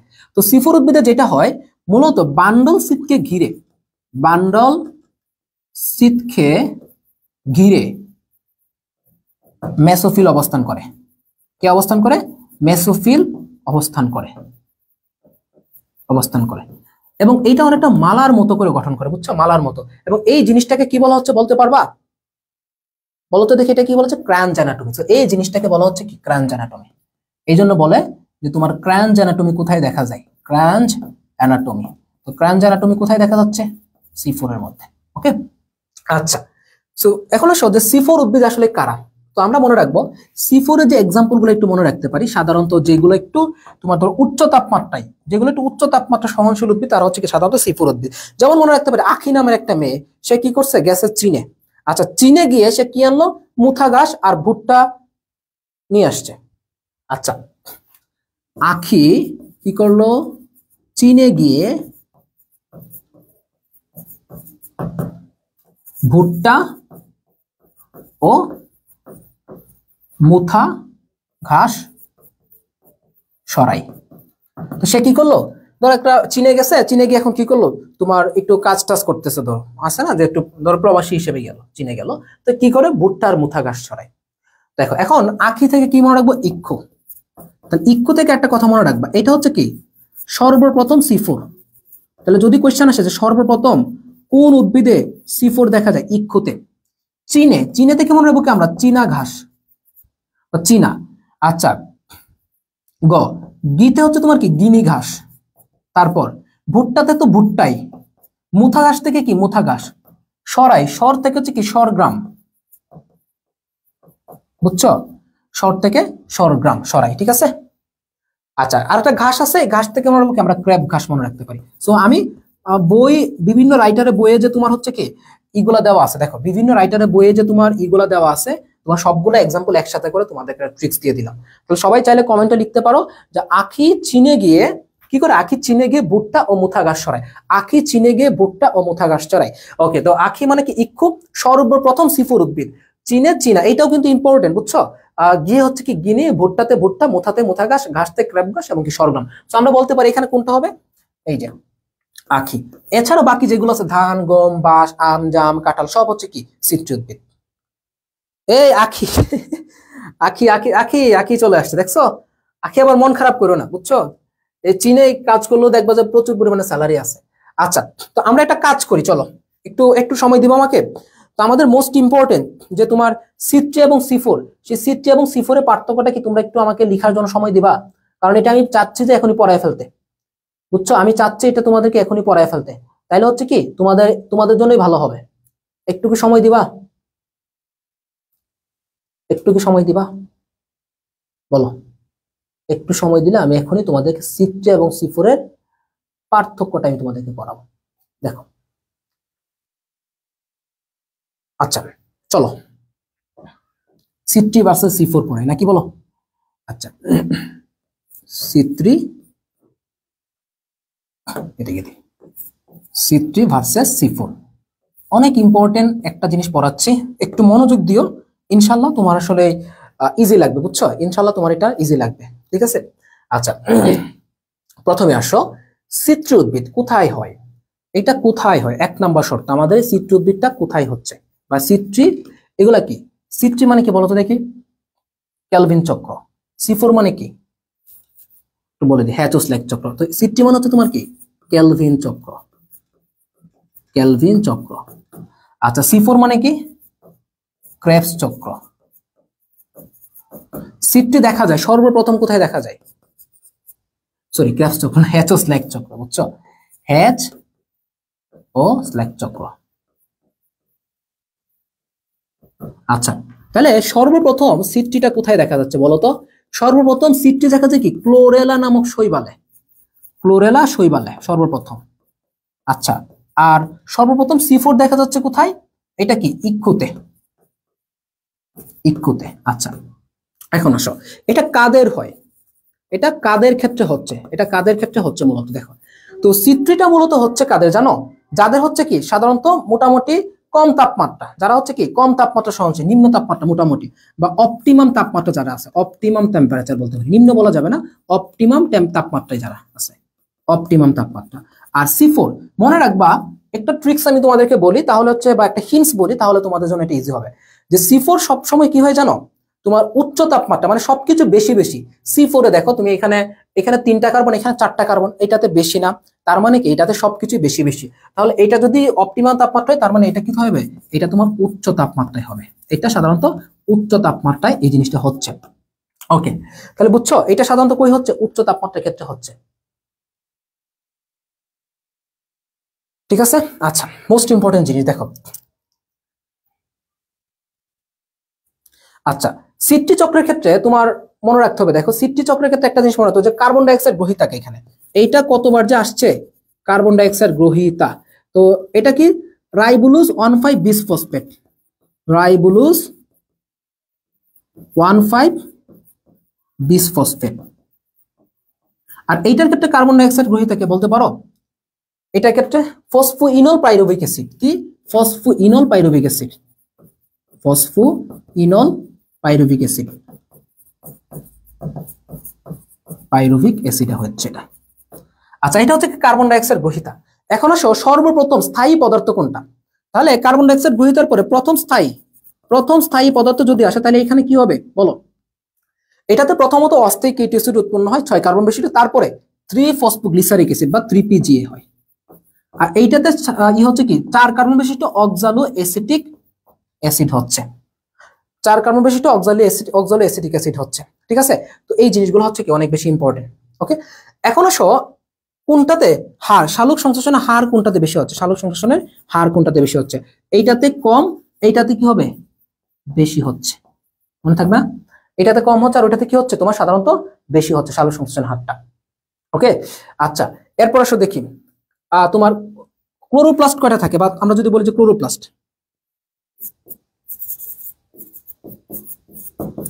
ক্লোরোপ্লাস্ট এইটাতে একটি, নাম কি? মেসোফিল। মেসোফিলে মূলত কি খাদ্য তৈরি হয়। এটাতে 2টি, কি থাকবে? Mesophyll plus bundle sheath plus bundle sheath, mesophyll plus হচ্ছে কি বান্ডল সিট। তো যেহেতু এটাতে কি মানে মেসোফিল এবং বান্ডল সিট, দেখো এখানে কি কম বলছিলাম, এই যে একটা, এখানে কি বেশি বলছি সবকিছু, এই জন্য দুইটা। আর এটাতে মূলত দেখো ক্রাঞ্চ অ্যানাটমি, ক্রাঞ্চ অ্যানাটমি। তো ক্রাঞ্চ অ্যানাটমি কি এখানে নেই, আর এখানে কি আছে ক্রাঞ্চ অ্যানাটমি। তোমরা কি বুঝছো? একটু কমেন্ট গুলো দেখি, তোমরা কি বুঝছো? দেখছো, যখনই ডিটেলস একটু একটু ভালো ভালো জিনিস পড়াবো তখনই পোলাপান চলে যাবে দৌড় দিয়ে, এই রে পোলাপান, দুষ্টু পোলাপান। ওকে, তো এই জিনিসটা একটু ভালো করে দেখো। আবারও বলতেছি, যারা ক্লাসে আসো এখান থেকে তুমি, মানে আমি এখান থেকে যদি কোয়েশ্চেন না আসে আমি টিচিং প্রফেশনে ছেড়ে দিব। জাহাঙ্গীরনগরের কথা বলতেছি না, তুমি যে সামনে এডমিশন গুলো পাবা, এখান থেকে কোয়েশ্চেন না আসলে আমি টিচিং প্রফেশন ছেড়ে দেবো, এটা আমি এখানে বললাম, একদম ছেড়ে দিব, বুঝছো? তো ক্রাঞ্চ অ্যানাটমি দেখা যায় এটুকু পড়ো, হ্যাঁ। তারপর টেম্পারেচার গুলো আমি পরে দেখাচ্ছি। আচ্ছা, সামনে আসো, ঠিক আছে? তো আমরা C3 এবং C4 পড়ে ফেলছি। এখন আসো, এই কোয়েশ্চেনটা দেখো কি বলছে, কোনটিতে শালক সংশ্লেষণের আলোক পর্যায় সংঘটিত হচ্ছে। দেখো, তো সাধারণত আলোক পর্যায় বলো বা অন্ধকার পর্যায় বলো, দুইটাই কোথায় হচ্ছে? ক্লোরোপ্লাস্টে হচ্ছে। দুইটাই হচ্ছে কোথায়? ক্লোরোপ্লাস্টে মূলত হচ্ছে। দেখো, তো ক্লোরোপ্লাস্টের অন্ধকার বলছে না, আলোক পর্যায় বলছে, আলোক পর্যায়। তো আলোক পর্যায় দেখো, সাধারণত সূর্যের যে আলোটা আসে, বুঝছো, সূর্যের যে আলোটা আসে, সেই সূর্যের আলোটা মূলত শোষণ করে কে জানো? থাইলাকয়েড। তো এই থাইলাকয়েড কি করে জানো? সূর্যের আলো শোষণ করে। এইটা সূর্যের আলো শোষণ করে, এটা সূর্যের আলো শোষণ করে, আলো শোষণ করে। দ্যাটস ওয়াই এখানে কি হচ্ছে? আলোক পর্যায়টা হচ্ছে। আর স্ট্রোমা যেটা আছে, স্ট্রোমা হচ্ছে কি মূলত ক্লোরোপ্লাস্টের মাতৃকা। এই স্ট্রোমাতে কি হচ্ছে জানো? তোমার অন্ধকার পর্যায়টা হচ্ছে, অন্ধকার পর্যায়। তাহলে দেখো, এই অন্ধকার পর্যায়ে বা আলোক নিরপেক্ষ পর্যায়ে যদি বলি, এইখানে মূলত কি উৎপন্ন হয় জানো? এখানে মূলত আমরা গ্লুকোজ উৎপন্ন করি। আর এইটাতে আলোক শোষণ পর্যায়ে মূলত কি এটিপি এবং NADPH+, NADPH+ উৎপন্ন করতেছে, বুঝছো? এই জিনিসগুলো আমরা মূলত করতেছি এখানটাতে, ঠিক আছে? একটা মিনিট দাঁড়াও, আমার এখানে ল্যাপটপে লাইভটা কেন জানি আসতেছে না।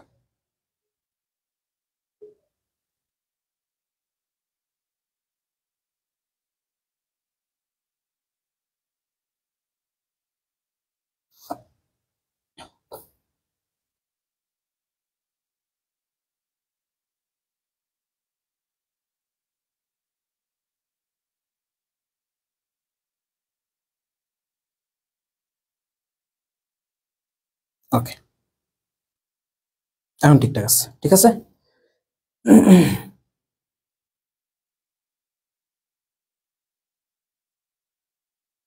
এরপর আসো, চলো নেক্সট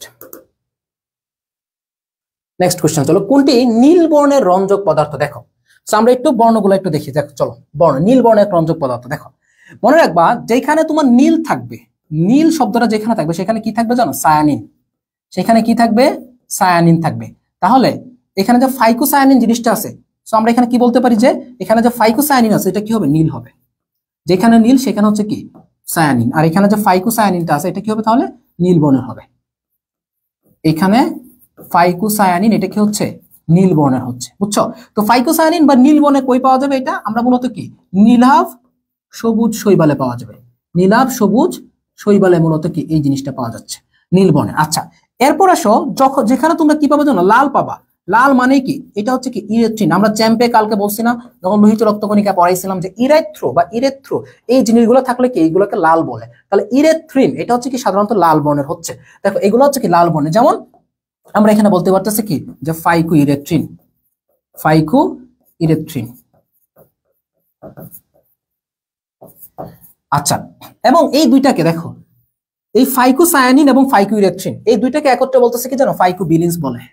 এই দুইটাকে একত্রে বলা হচ্ছে তোমার কি? ফাইকোবিলিন্স বলতেছে। দেখো, এরপর আসো, আরেকটা লাল আছে এখানে, সেটা মনে রাখবো। আরেকটা লাল, সেটা হচ্ছে কি সাধারণত টমেটো যে রংটা কি হচ্ছে? লাল হচ্ছে।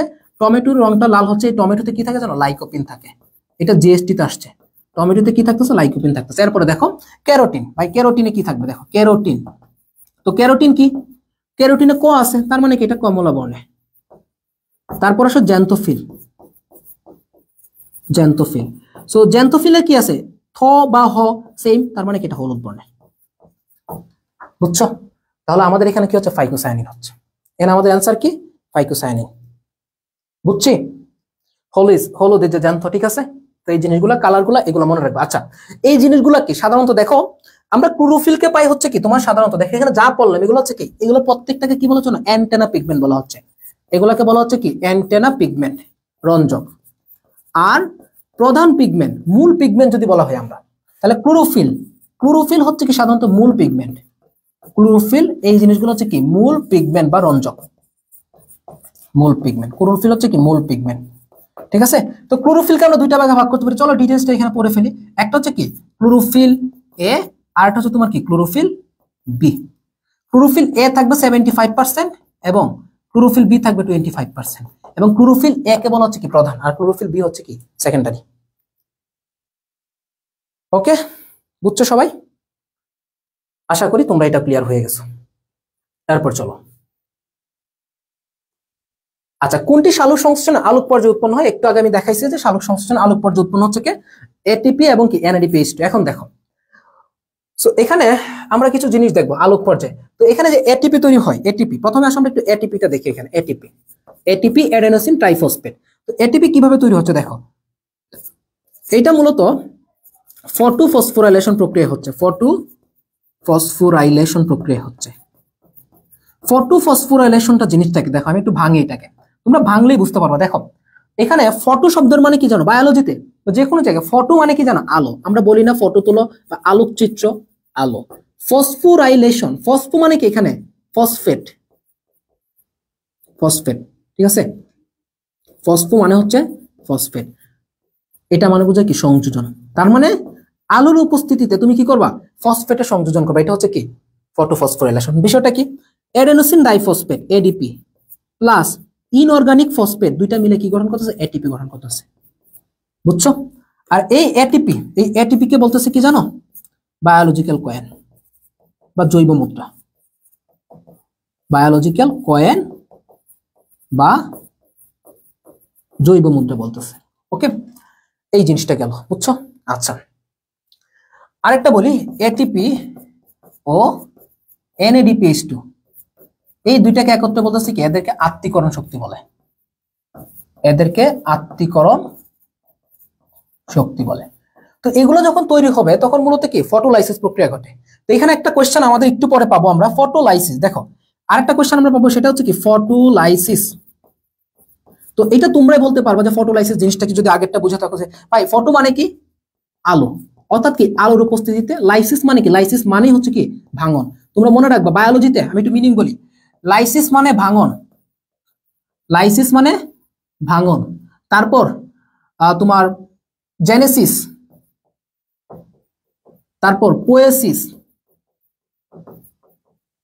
এই জিনিসগুলো মানে কি জানো তৈরি, যেখানে পাবা।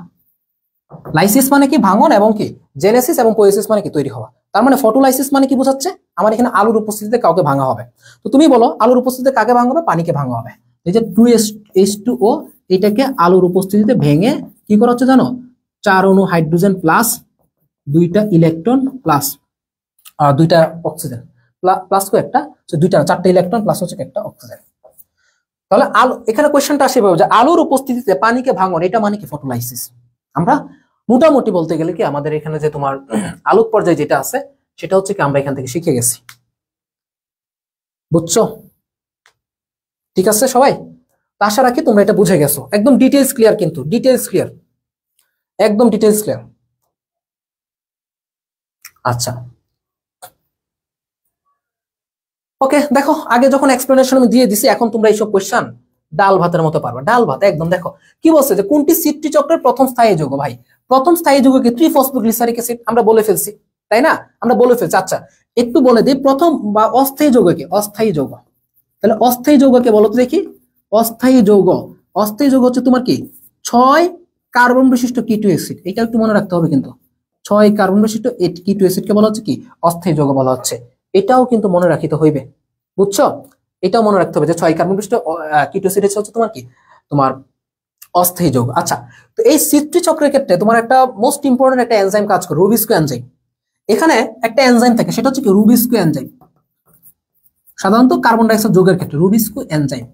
এই রুবিস্কো এনজাইম হচ্ছে কি পৃথিবীর সবথেকে গুরুত্বপূর্ণ এনজাইম। পৃথিবীকে টিকিয়ে রাখছে হচ্ছে তোমার কি এই রুবিস্কো এনজাইম। পৃথিবীর সবচেয়ে গুরুত্বপূর্ণ এনজাইম হচ্ছে কি এই রুবিস্কো এনজাইম।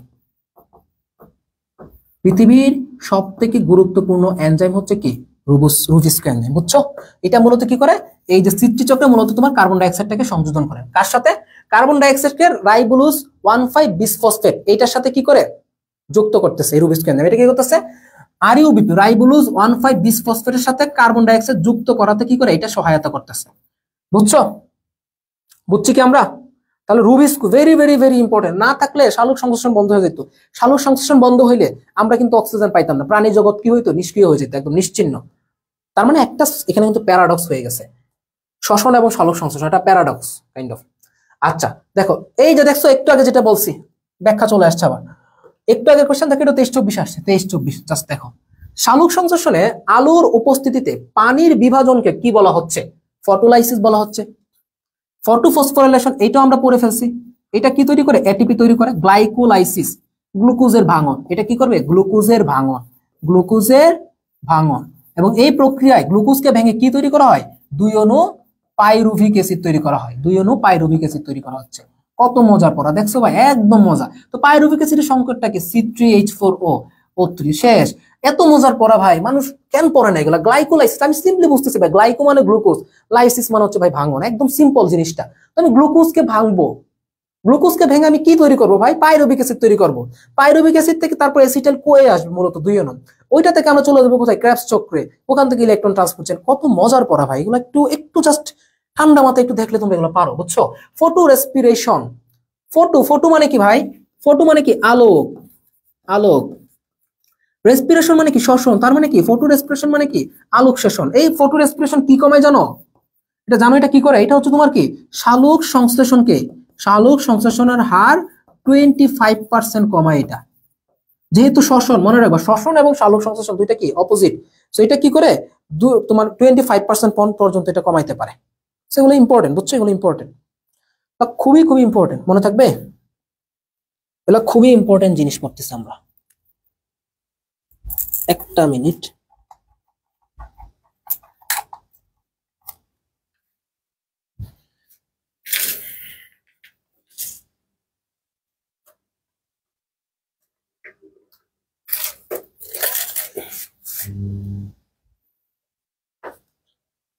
বুঝছি? ওয়ার্ড মিনিং বুঝবা, ওয়ার্ড মিনিং বুঝবা।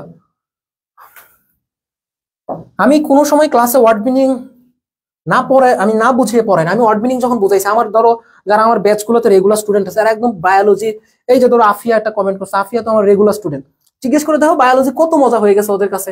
ওয়ার্ড মিনিং যখন বুঝবা তখন দেখবা তোমার কাছে অনেক কিছু সহজ হয়ে গেছে। আমি কত মানে মিনিং গুলো বুঝতে হবে ভাই, মিনিং গুলো বুঝতে হবে, তখন তুমি দেখবা বায়োলজি কত সহজ। আচ্ছা, কোষের কোথায় ক্যালভিন চক্র সংঘটিত হচ্ছে? আচ্ছা, তো ক্যালভিন চক্র জিনিসটা কি? ক্যালভিন চক্র জিনিসটা হচ্ছে সাধারণত দেখো আমাদের কি, এটা কোন অন্ধকার নাকি আলোক? বলো, এটা হচ্ছে কি আলোক নিরপেক্ষ। এইটা আলোক নিরপেক্ষ পর্যায়, তাই না? আলোক নিরপেক্ষ পর্যায়। তো আলোক নিরপেক্ষ কারা কারা? 1 নম্বর হচ্ছে মনে রাখবো হচ্ছে কি আমরা ক্যালভিন চক্র, ক্যালভিন বা বলতে পারি কি C3। 2 নম্বর হচ্ছে তোমার কি হ্যাচ ও স্ল্যাগ বা বলতে পারি কি আমরা এটাকে C4। 3 নম্বর হচ্ছে কি ক্রাসুলেসিয়ান অ্যাসিড মেটাবলিজম, ক্রাসুলেসিয়ান অ্যাসিড মেটাবলিজম। তো এই CAM ক্রাসুলেসিয়ান অ্যাসিড মেটাবলিজমটা কোথায় দেখা যায় জানো? এটা দেখা যায় পাথরকুচিতে। এটা এক্সাম্পল আসে, শুধুমাত্র এই যে এটা আসে। ক্রাসুলেসিয়ান অ্যাসিড মেটাবলিজম কোথায় হয়? পাথরকুচিতে হয়। এখন দেখো আলোক নিরপেক্ষ বা অন্ধকার পর্যায়, তো আমি তো, আমাকে কিন্তু এখানে বলে নাই যে এখানে অন্ধকার পর্যায়ে কোথায় সংঘটিত হয়, আমাকে জাস্ট বলছে যে তোমার কি এখানে ক্যালভিন চক্রটা কোথায় হচ্ছে। আমি খুব ইজিলি বলতে পারি যে ক্যালভিন চক্র তোমার ক্লোরোপ্লাস্টের স্ট্রোমাতে হচ্ছে। ক্লোরোপ্লাস্টের কোথায় হচ্ছে? স্ট্রোমাতে হচ্ছে। এটা আমি ইজিলি বলতে পারি, তাই না? একদম ইজি, এগুলো একদম ইজি। আচ্ছা, এখন আসো মাইটোকন্ড্রিয়া, ম্যাট্রিক্স, সাইটোপ্লাজম, আরো কিছু জিনিস আমি স্থান দেখাই দিই, আরো কিছু স্থান তোমাদেরকে দেখাই দেই। তো সেটা হচ্ছে কি শ্বসনের স্থানগুলো দেখায়, শ্বসন স্থানও ইম্পর্টেন্ট আছে। তো শ্বসনের স্থানে একটু যদি আমরা যাই তাহলে মনে রাখবো হচ্ছে কি আমরা এখানে গ্লাইকোলাইসিসটা কই হচ্ছে? গ্লাইকোলাইসিস, গ্লাইকোলাইসিস হচ্ছে কোথায়? সাইটোপ্লাজমে, সাইটোপ্লাজমে। তারপরে তোমার এসিটাইল কো এ, এসিটাইল কো এ, এসিটাইল কো এ, এটা কোথায় হচ্ছে জানো? মাইটোকন্ড্রিয়ার ম্যাট্রিক্সে, এটা মাইটোকন্ড্রিয়ার ম্যাট্রিক্সে। আচ্ছা, এরপর ক্রেবস চক্র, ক্রেবস চক্র এইটাও কোথায় হচ্ছে? মাইটোকন্ড্রিয়ার ম্যাট্রিক্সে। এরপর লাস্ট হচ্ছে তোমার কি ইলেকট্রন ট্রান্সপোর্ট চেইন, এটা হচ্ছে কোথায়? মাইটোকন্ড্রিয়ার ইনার মেমব্রেন বা অন্তঃপর্দায়। দ্বিস্তরী না মাইটোকন্ড্রিয়ার পর্দাটা, তো এটা কি অন্তঃপর্দা, যেটা ইনার মেমব্রেন, সেখানে আমাদের হচ্ছে।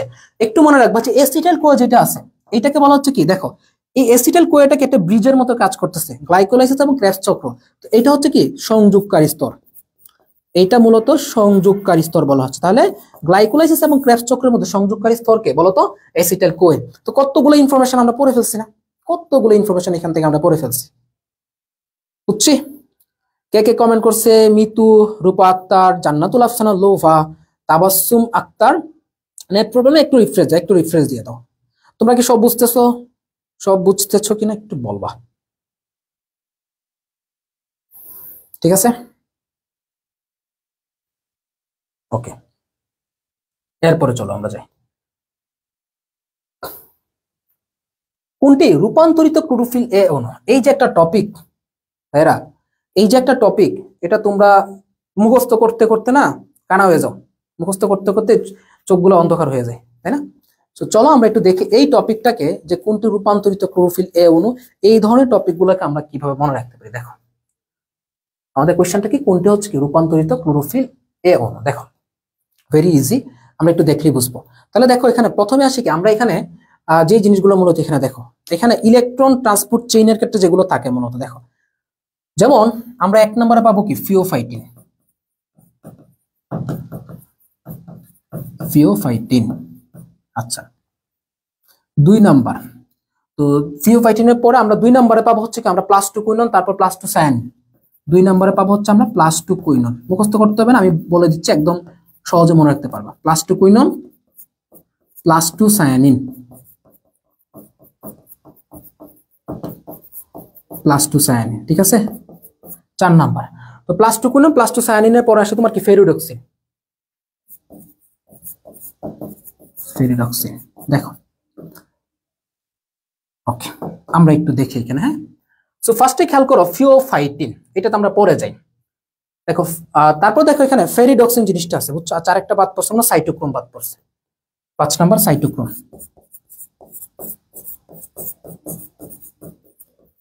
আমরা নিচ থেকে দেখো এই জিনিসগুলো যখন পড়ো তোমরা হচ্ছে কি মুখস্থ করে ফেলো। দেখো সাইটোক্রোম, তোমরা যখন বায়োলজিতে সাইটোক্রোম পাবা, সাইটোক্রোম শব্দটা পাবা, এইটা বোঝাচ্ছে কি জানো? আয়রন সংশ্লিষ্ট।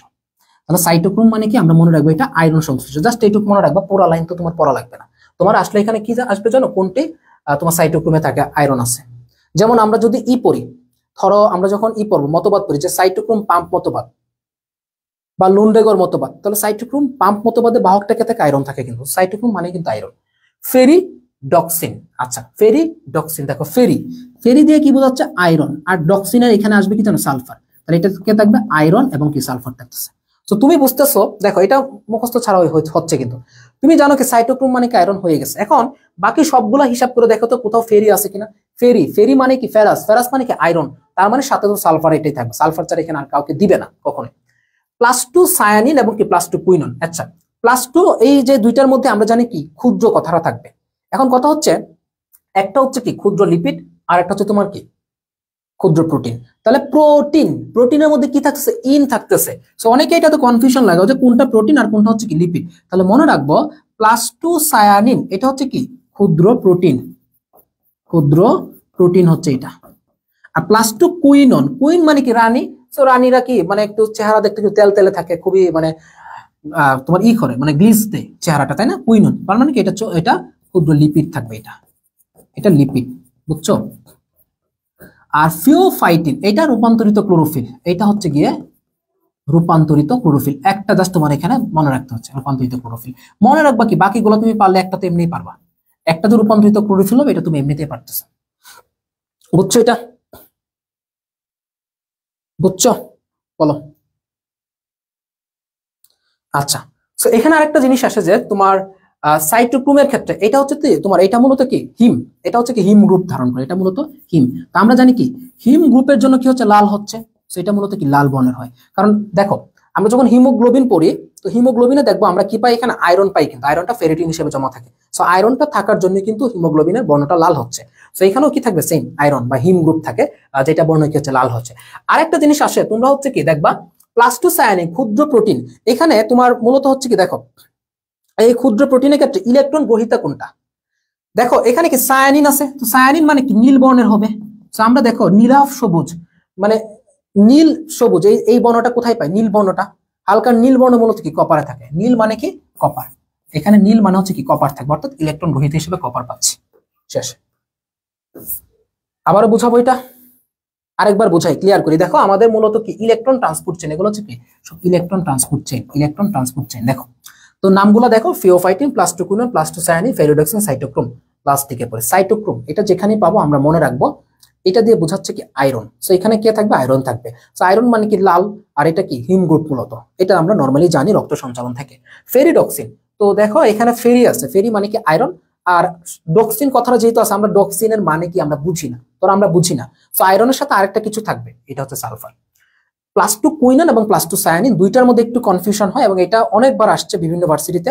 তো প্লাস্টোকুইনন এবং সায়ানিন, সায়ানিন মানে কি ইন, ইন মানে কি প্রোটিন, আরেকটা আছে লিপিড, আরেকটা লিপিড, এটা অটোমেটিক্যালি তুমি বুঝবা। আচ্ছা তাহলে ক্ষুদ্র প্রোটিন, এখন দেখো এটা এটা ইলেকট্রন রহিত থাকে। সো সায়ানিন শব্দটা থাকলে আমি বলছিলাম যে এটা নীল বর্ণের হবে, একটু আগেই বলছি। সো নীল বর্ণের কে থাকে, নীল মানে তো কপার, কপার কি নীল, বুঝছো। তারপর প্লাস্টোকুইনন ক্ষুদ্র লিপিড এবং ফিওফাইটিন হচ্ছে কি, এটা মনে রাখবো রূপান্তরিত ক্লোরোফিল। শেষ আমাদের, বুঝছো, আশা রাখি তোমরা এটা বুঝছো। এখন আসো নেক্সট কোয়েশ্চেন, কোনটি ক্লোরোফিল এ, দেখো কোনটি ক্লোরোফিল এ, দেখো এখানে সংকেতগুলো একটু আসে যে কোনটা ক্লোরোফিল এ, কোনটা হচ্ছে কি ক্লোরোফিল বি, এই জিনিসগুলো না সংকেতে প্রচুর পরিমাণ আসে, বুঝছো। দেখো ক্লোরোফিল এ এবং বি এর মধ্যে পার্থক্য কি জানো, তো ক্লোরোফিল এ এবং বি এর ক্ষেত্রে মনে রাখবা কার্বন সংখ্যা সেমই থাকবে, কার্বন সংখ্যা সেম থাকবে, বাট হাইড্রোজেন সংখ্যা ক্লোরোফিল এ এর মধ্যে থাকবে 72টা, আর ক্লোরোফিল বি এর মধ্যে থাকবে কি 70টা। ক্লোরোফিল এ এর মধ্যে থাকবে 72টা, ক্লোরোফিল বি এর মধ্যে থাকবে কি 70টা।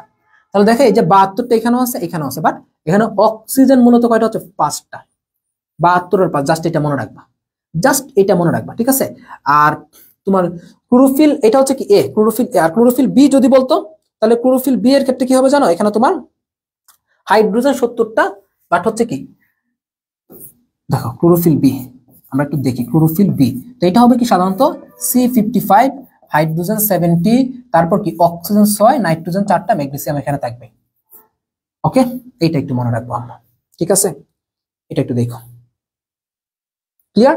আচ্ছা এখন এই যে তোমার ক্লোরোফিল গঠনের ক্ষেত্রে কেন ম্যাগনেসিয়াম মাস্ট লাগে দেখছো, তো ক্লোরোফিলে অবভিয়াসলি ম্যাগনেসিয়াম থাকবে, এটা অনেক সময় আসে যে ক্লোরোফিলে ম্যাগনেসিয়ামের কাজ কি, তো ম্যাগনেসিয়ামের কাজ হচ্ছে তোমার কি ক্লোরোফিল গঠনে থাকবে, ক্লোরোফিল গঠনের ক্ষেত্রে ম্যাগনেসিয়াম থাকে।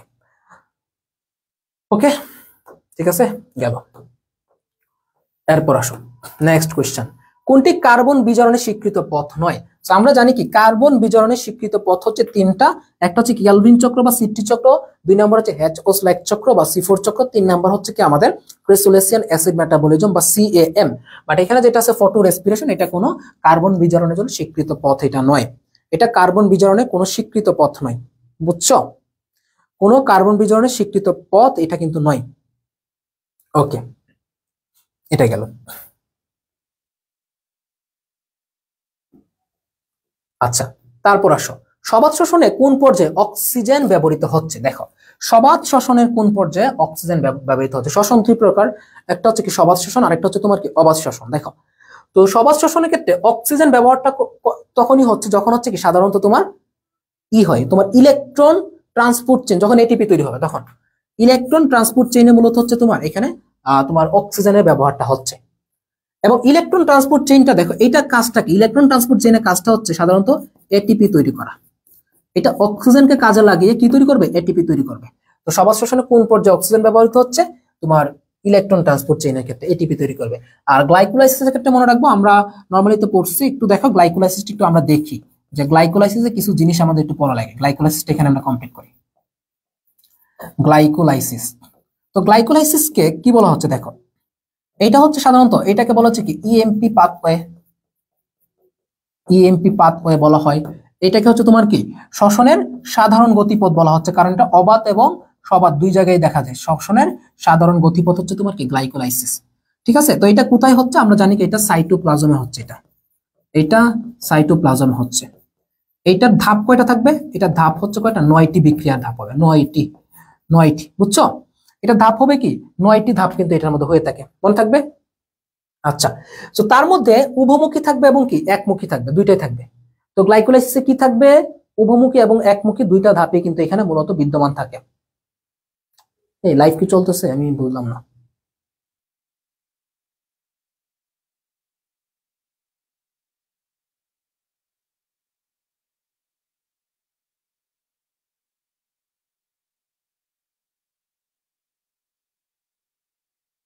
লাইভ চলতেছে। আচ্ছা, এনিওয়ে তো ঠিকঠাক আছে না? ওকে, দেখো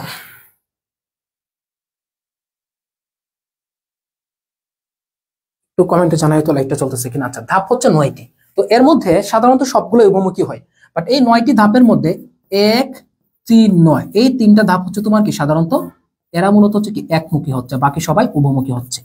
তো গ্লাইকোলাইসিস থেকে কি ইম্পর্টেন্ট কোয়েশ্চেন আসে, তোমার মোট উৎপাদিত এটিপি টোটাল 4 অণু এটিপি তৈরি হয়, 2 অণু খরচ হয়।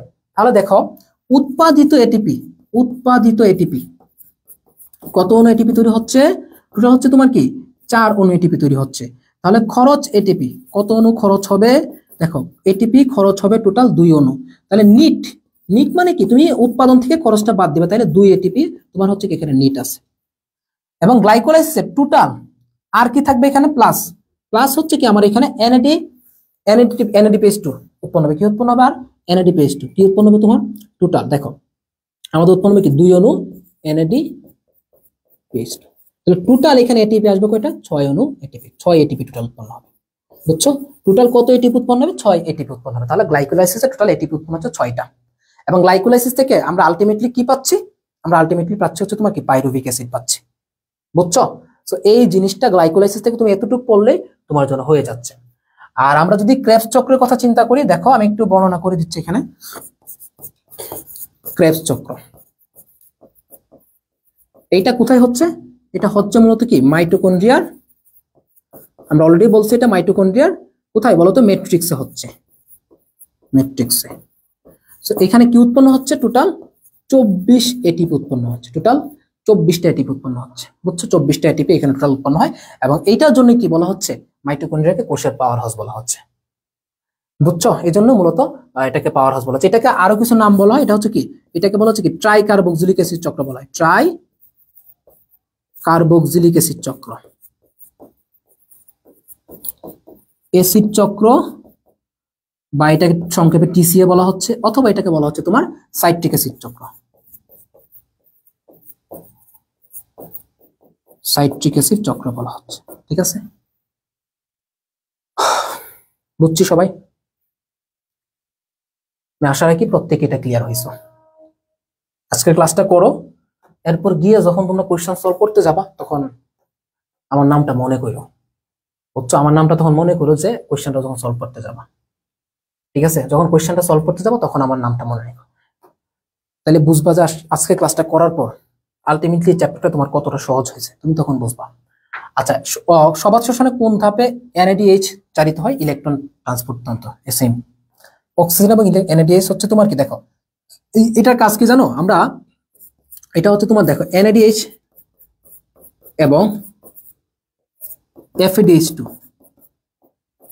দেখো সাধারণত আমরা তো দেখো সাধারণত আমরা এটিপি পাই গ্লাইকোলাইসিস থেকে। আমরা ডিরেক্টলি আমরা এটিপি পাচ্ছি কেন? ডিরেক্টলি আমরা পাচ্ছি কয়টা?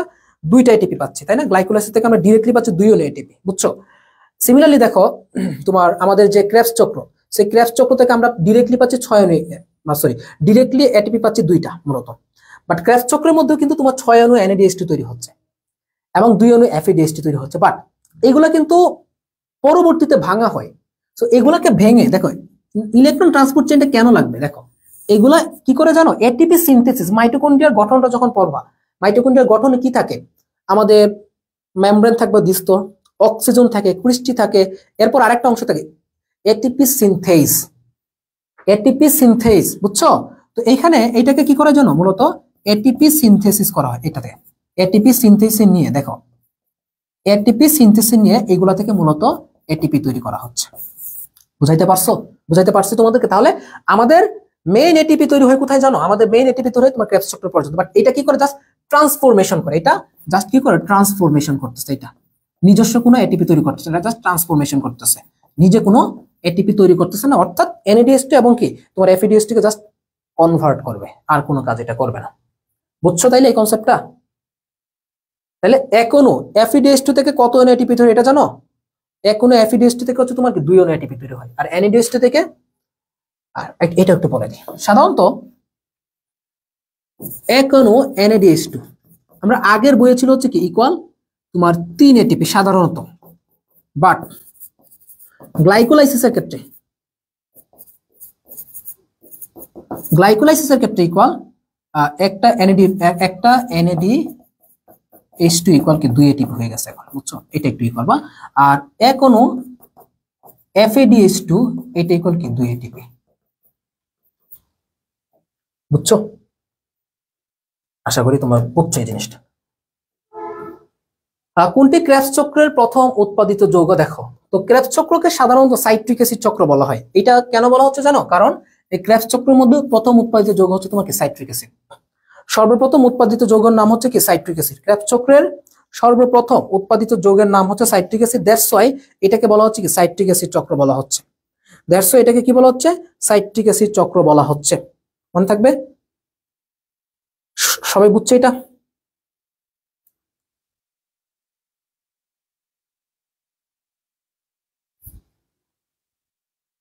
সবাই বুঝছে এটা?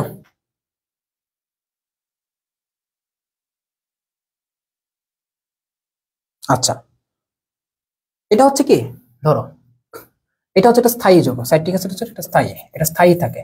তো যেহেতু স্থায়ী, স্থায়ীকে কি বলা হয়? আবাসিক বলা হয়। এটাকে বলা হচ্ছে আবাসিক অণু বলা হচ্ছে। তাহলে আমরা কি জানি? দেখো, তোমরা যখন অনেক সময় কি থাকো, বিভিন্ন হোস্টেলে স্থায়ীভাবে বসবাস করো, কলেজ বা স্কুলের হোস্টেল অনেকে স্থায়ীভাবে বসবাস করে আসছো। তো দেখবা মূলত স্থায়ী জায়গাগুলোতে কি বলা হচ্ছে জানো? স্থায়ী জায়গাগুলোকে বলা হচ্ছে মূলত আবাসিক বলা হয়। কিন্তু সেই জন্য এগুলাকে বলা হচ্ছে কি আবাসিক অণু বলা হচ্ছে। ওকে, তারপর চলো দেখি আমরা যাই। সমাজ শোষণে সর্বশেষ ইলেকট্রন গ্রহীতাকে অক্সিজেন, এটা আমরা পড়ছি অলরেডি। কোন প্রক্রিয়ায় কার্বোহাইড্রেট থেকে ল্যাকটিক অ্যাসিড তৈরি হচ্ছে? দেখো, কার্বোহাইড্রেট থেকে ল্যাকটিক অ্যাসিড তৈরি হচ্ছে, কিন্তু আমরা সবাত শোষণে কোথাও কিন্তু আমরা ল্যাকটিক অ্যাসিড পাবো না। আমরা কি কোথাও পাবো? সবাত শোষণে কোথাও ল্যাকটিক অ্যাসিড পাবো না। দেখো, সাধারণত অবাত শোষণের ক্ষেত্রে কোথায়? অবাত শোষণ। দেখো, আমরা একটু অবাত শোষণটা পড়ি। অবাত শোষণে 2টা ধাপ থাকে। একটা হচ্ছে তোমার কি গ্লাইকোলাইসিস। অবাত শোষণে 2টা ধাপ থাকে। একটা হচ্ছে তোমার গ্লাইকোলাইসিস, একটা হচ্ছে তোমার গ্লাইকোলাইসিস থাকবে। কারণ গ্লাইকোলাইসিস হচ্ছে কি সাধারণত, দেখো, তো গ্লাইকোলাইসিসের জন্য কোনো প্রকার অক্সিজেনের প্রয়োজন হয় না। দ্যাটস ওয়াই হচ্ছে তোমার এটা অবাত শোষণ। তো গ্লাইকোলাইসিস একটা হবে, আরেকটা হচ্ছে তোমার কি নরমাল যেটা আছে। ঠিক আছে? আচ্ছা, আরেকটা হচ্ছে তোমার কি, দেখো, ফার্মেন্টেশন বলতে পারো, বা তোমার পাইরুভিক অ্যাসিডের অসম্পূর্ণ জারণ। তাহলে গ্লাইকোলাইসিস থেকে কি উৎপন্ন হবে?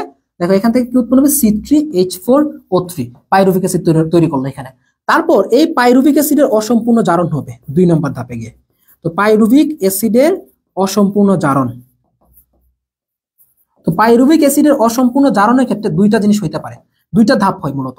স্টেপ 1 হচ্ছে তোমার কি সাধারণত, দেখো, ইথাইল অ্যালকোহল তৈরি হচ্ছে। কি তৈরি হচ্ছে? স্টেপ 1 সাধারণত তোমার ইথাইল অ্যালকোহল তৈরি হয়, এবং স্টেপ 2 তে হচ্ছে কি তোমার এখান থেকে স্টেপ 1 কি তৈরি হচ্ছে জানো? Ethyl alcohol. তাহলে এটা মনে রাখবা, ইথাইল অ্যালকোহল তৈরি হচ্ছে। তো ইথাইল অ্যালকোহল প্লাস, যখন ইথাইল অ্যালকোহল তৈরি হবে তখন কি এখানে 2 অণু কার্বন ডাই অক্সাইড তৈরি হবে, 2 অণু কার্বন ডাই অক্সাইড। এখন ইথাইল অ্যালকোহলের সংকেতটা কি? মানে দেখো, C2, যেহেতু ইথাইল তার মানে কি 2টা কার্বন থাকে, H5 C2H5OH, ঠিক আছে, OH। এটা হচ্ছে ইথাইল অ্যালকোহলের সংকেত। সো এটা উৎপন্ন হচ্ছে। আর যদি দেখো এখানে যদি তোমার কার্বন ডাই অক্সাইড উৎপন্ন না হয় তখন এটা কি ল্যাকটিক অ্যাসিড তৈরি হয়ে যাবে। যদি কার্বন ডাই অক্সাইড উৎপন্ন না হয় তখন কি ল্যাকটিক অ্যাসিড তৈরি হবে। তাইলে স্টেপ 2 তে হচ্ছে তোমার কি ল্যাকটিক অ্যাসিড তৈরি হবে। এটা একটু অনেকে কনফিউজ করো, যখন তোমার কার্বন ডাই অক্সাইড থাকবে না তখন কি ল্যাকটিক অ্যাসিড তৈরি হবে। সো ল্যাকটিক অ্যাসিডে দেখো মূলত ল্যাকটিক অ্যাসিডের সংকেতটা কি? ল্যাকটিক অ্যাসিডের সংকেত হচ্ছে তোমার কি CH3CHOH, CH3CHOH, যেহেতু অ্যাসিড তার মানে কি COOH, এটা হচ্ছে তোমার কি ল্যাকটিক অ্যাসিডের সংকেত। তাহলে এটা হচ্ছে ল্যাকটিক অ্যাসিডের সংকেত। এই জিনিসগুলো ঘটে থাকে মূলত, এগুলাকে ফার্মেন্টেশন বলে। তাহলে অবাধ শ্বসনে ঘটতেছে। অবাধ শ্বসনের কাজগুলো কি দেখো, অবাধ শ্বসনের কাজ, তো অবাধ শ্বসনের কাজ হচ্ছে তোমার মূলত কি খাদ্য জাতীয় সব, খাদ্য শিল্পে, সেটা বেকারি হোক, সেটা অ্যালকোহল হোক, সেটা তোমার যে কোনো প্রক্রিয়া হচ্ছে কি বেকারি শিল্পে বলো, মদ্য শিল্পে বলো বা এনিথিং, এগুলো হচ্ছে তোমার ফার্মেন্টেশন বা গাজন প্রক্রিয়া করা হয়। মানে কোনো কিছুকে পচিয়ে তোমার ব্যাকটেরিয়া তৈরি করে তারপর হচ্ছে কি এইগুলা দিয়ে মূলত কাজগুলো করা হয়। তো এই হচ্ছে কি আমাদের আচ্ছা, অবাধ শ্বসনে টোটাল এটিপি কিলোক্যালোরি, তোমার টোটাল হচ্ছে কি 2 এটিপি তৈরি হয়। অবাধ শ্বসনে টোটাল 2টা এটিপি তৈরি হবে, এবং এটা থেকে কত কিলো ক্যালোরি পাবো? 20 কিলো ক্যালোরি। কারণ আমরা জানি কি, আমরা জানি 1 এটিপি সমান কি 1 কিলো ক্যালোরি, আমরা এটা জানি। বুঝছি সবাই? ক্লাস কি বোরিং লাগতেছে? ক্লাস বোরিং লাগতেছে বলবা। ক্লাস কি বোরিং লাগতেছে তোমাদের? ওকে, এরপরে চলো আমাদের নেক্সট। কয়টা বাজে? জাস্ট 1 ঘন্টা হয়েছে ক্লাসে, আর চ্যাপ্টারের মোস্ট ইম্পর্টেন্ট জিনিসগুলো আমরা শেষ করে ফেলছি অলরেডি। আচ্ছা, সবাদ শোষণে গ্লুকোজের শ্বসনিক হার কত? দেখো, তো আমরা এখন পড়বো কি শ্বসনিক হার পড়বো। দেখো তো শ্বসনিক হার কিভাবে নির্ণয় করা হয়? শ্বসনিক হার, শ্বসনিক হার ইকুয়াল, এটাও তোমরা মনে রাখতে হবে। শ্বসনিক হারটাও তোমাদের কিন্তু ভালো করে মনে রাখতে হবে। এখানে দেখো শ্বসনে মূলত কি হচ্ছে, অক্সিজেন নির্গত হচ্ছে আর কার্বন ডাই অক্সাইড নির্গত হচ্ছে এবং কি অক্সিজেন গৃহীত হচ্ছে। তাহলে শ্বসনিক হার মনে রাখবা, উপরে থাকবে হচ্ছে তোমার কি নির্গত কার্বন ডাই অক্সাইড প্লাস হচ্ছে কি গৃহীত অক্সিজেন, নির্গত কার্বন ডাই অক্সাইড প্লাস হচ্ছে গৃহীত অক্সিজেন। এটা হচ্ছে শ্বসনিক হার নির্ণয় করার সূত্রটা। তো তোমরা এটা মুখস্থ করে ফেলো ভাই। তো তোমাদেরকে আমি বলি যে এগুলো মুখস্থ করা লাগবে না, এগুলা মুখস্থ করা লাগবে না। তাহলে আমরা 3টা শ্বসনিক হার আমাদের দেওয়া থাকে, একটা হচ্ছে কি গ্লুকোজ, একটা হচ্ছে কি ম্যালিক অ্যাসিড,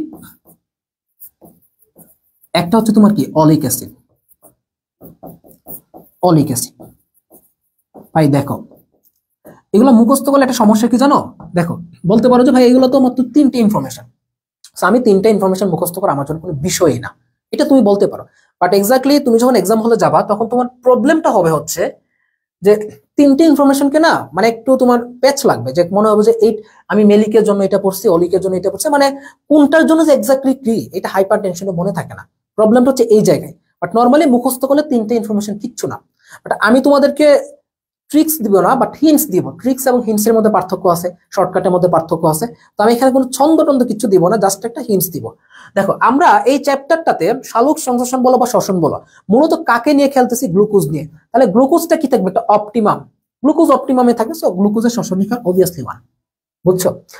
কারণ গ্লুকোজে কি হয়, 6 অণু কার্বন ডাই অক্সাইড, মূলত এখানে তোমার 6 অণু অক্সিজেন গ্রহণ করে 6 অণু কার্বন ডাই অক্সাইড ত্যাগ করে, এই জন্য কি এটা সাধারণত তোমার 1 হচ্ছে।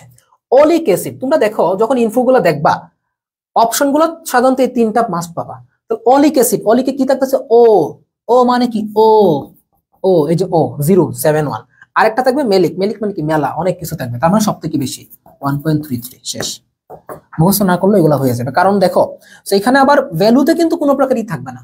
ভ্যালু দেখবা এই 3টা ভ্যালু মাস্ট থাকবে, 3টা ভ্যালু তোমাকে মাস্ট এখানে দিবে। তুমি এই ভ্যালুগুলো মনে রাখতে পারবে, বাট কোনটা যে কার জন্য এইটা মনে রাখতে সমস্যা হবে। ভ্যালু মনে রাখা কোনো বিষয় না। তুমি অলিক ও মানে কি 0, আর 0 কি 71, শেষ। আর গ্লুকোজ তো নরমালি আমরা বুঝতে আসি ভাই, চ্যাপ্টারটা আমার গ্লুকোজ নিয়ে, আমার এটা অবভিয়াসলি অপটিমাম 1।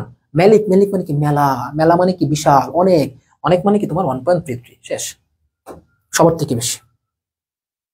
ঠিক আছে, সব থেকে বেশি, এইভাবে পড়বা।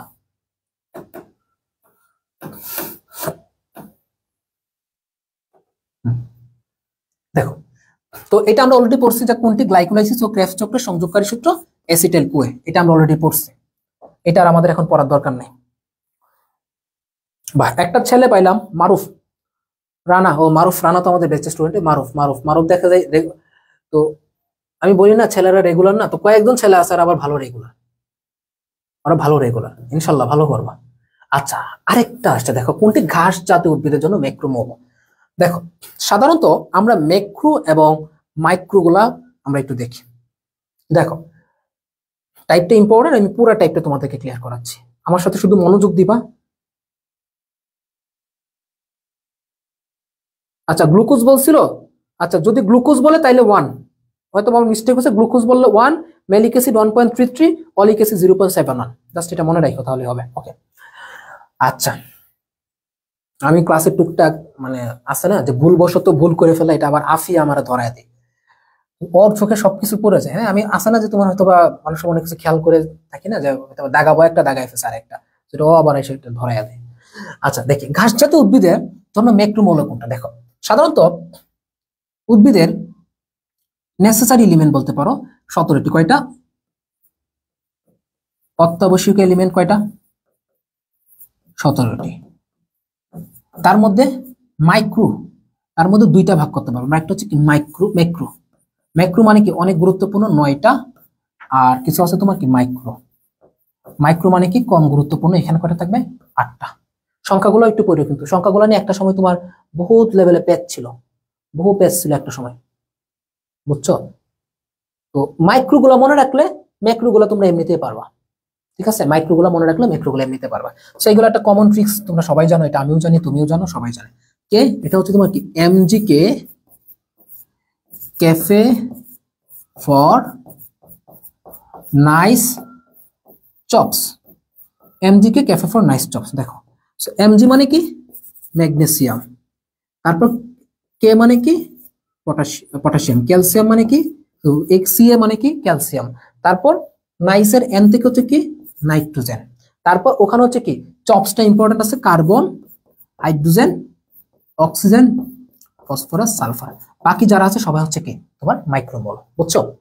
আর ম্যাক্রো মানে কি, ম্যাক্রো গুলোকে বলে কি অতি অত্যাবশ্যকীয়। ম্যাক্রো মানে হচ্ছে তোমার কি এগুলাকে অতি অত্যাবশ্যকীয় বলা হয়, অতি অত্যাবশ্যকীয় বলা হচ্ছে। এগুলো থেকে কিছু কাজ আসে, দেখো এগুলোতে, এগুলোর মধ্য থেকে আবার কিছু কাজ আসে। যেমন বলে কি ম্যাগনেসিয়ামের কাজ কি, ম্যাগনেসিয়াম কি কাজ করে, ম্যাগনেসিয়ামের কাজটা কি, যে ম্যাক্রোমোল এটা কাজ কি, এর কাজ হচ্ছে তোমার ক্লোরোফিল গঠন। আচ্ছা তারপর আসো এখানে ফসফরাসের কাজটা ইম্পর্টেন্ট আছে, ফসফরাসের কি কাজ করে, এইটার কাজ। তাহলে ফসফরাসে কি আছে, প আছে, তাহলে প থেকে আমরা কি মনে রাখবো, প থেকে পাতা, প থেকে কি ফুল, প থেকে কি ফল, এগুলা কি ঝরে যাওয়া রোধ করে, এগুলা ঝরে যাওয়া রোধ করে। সো এই দুইটা খুবই আসে কাজের ক্ষেত্রে। তোমরা ম্যাক্সিমাম টাইম কি পাবা, ফসফরাসেরটা তোমরা পাবা, বুঝছো? ম্যাক্সিমাম টাইম তোমরা ফসফরাসেরটা পাবা, ঠিক আছে? ম্যাক্সিমাম তোমরা কি ফসফরাসেরটাই পাবা।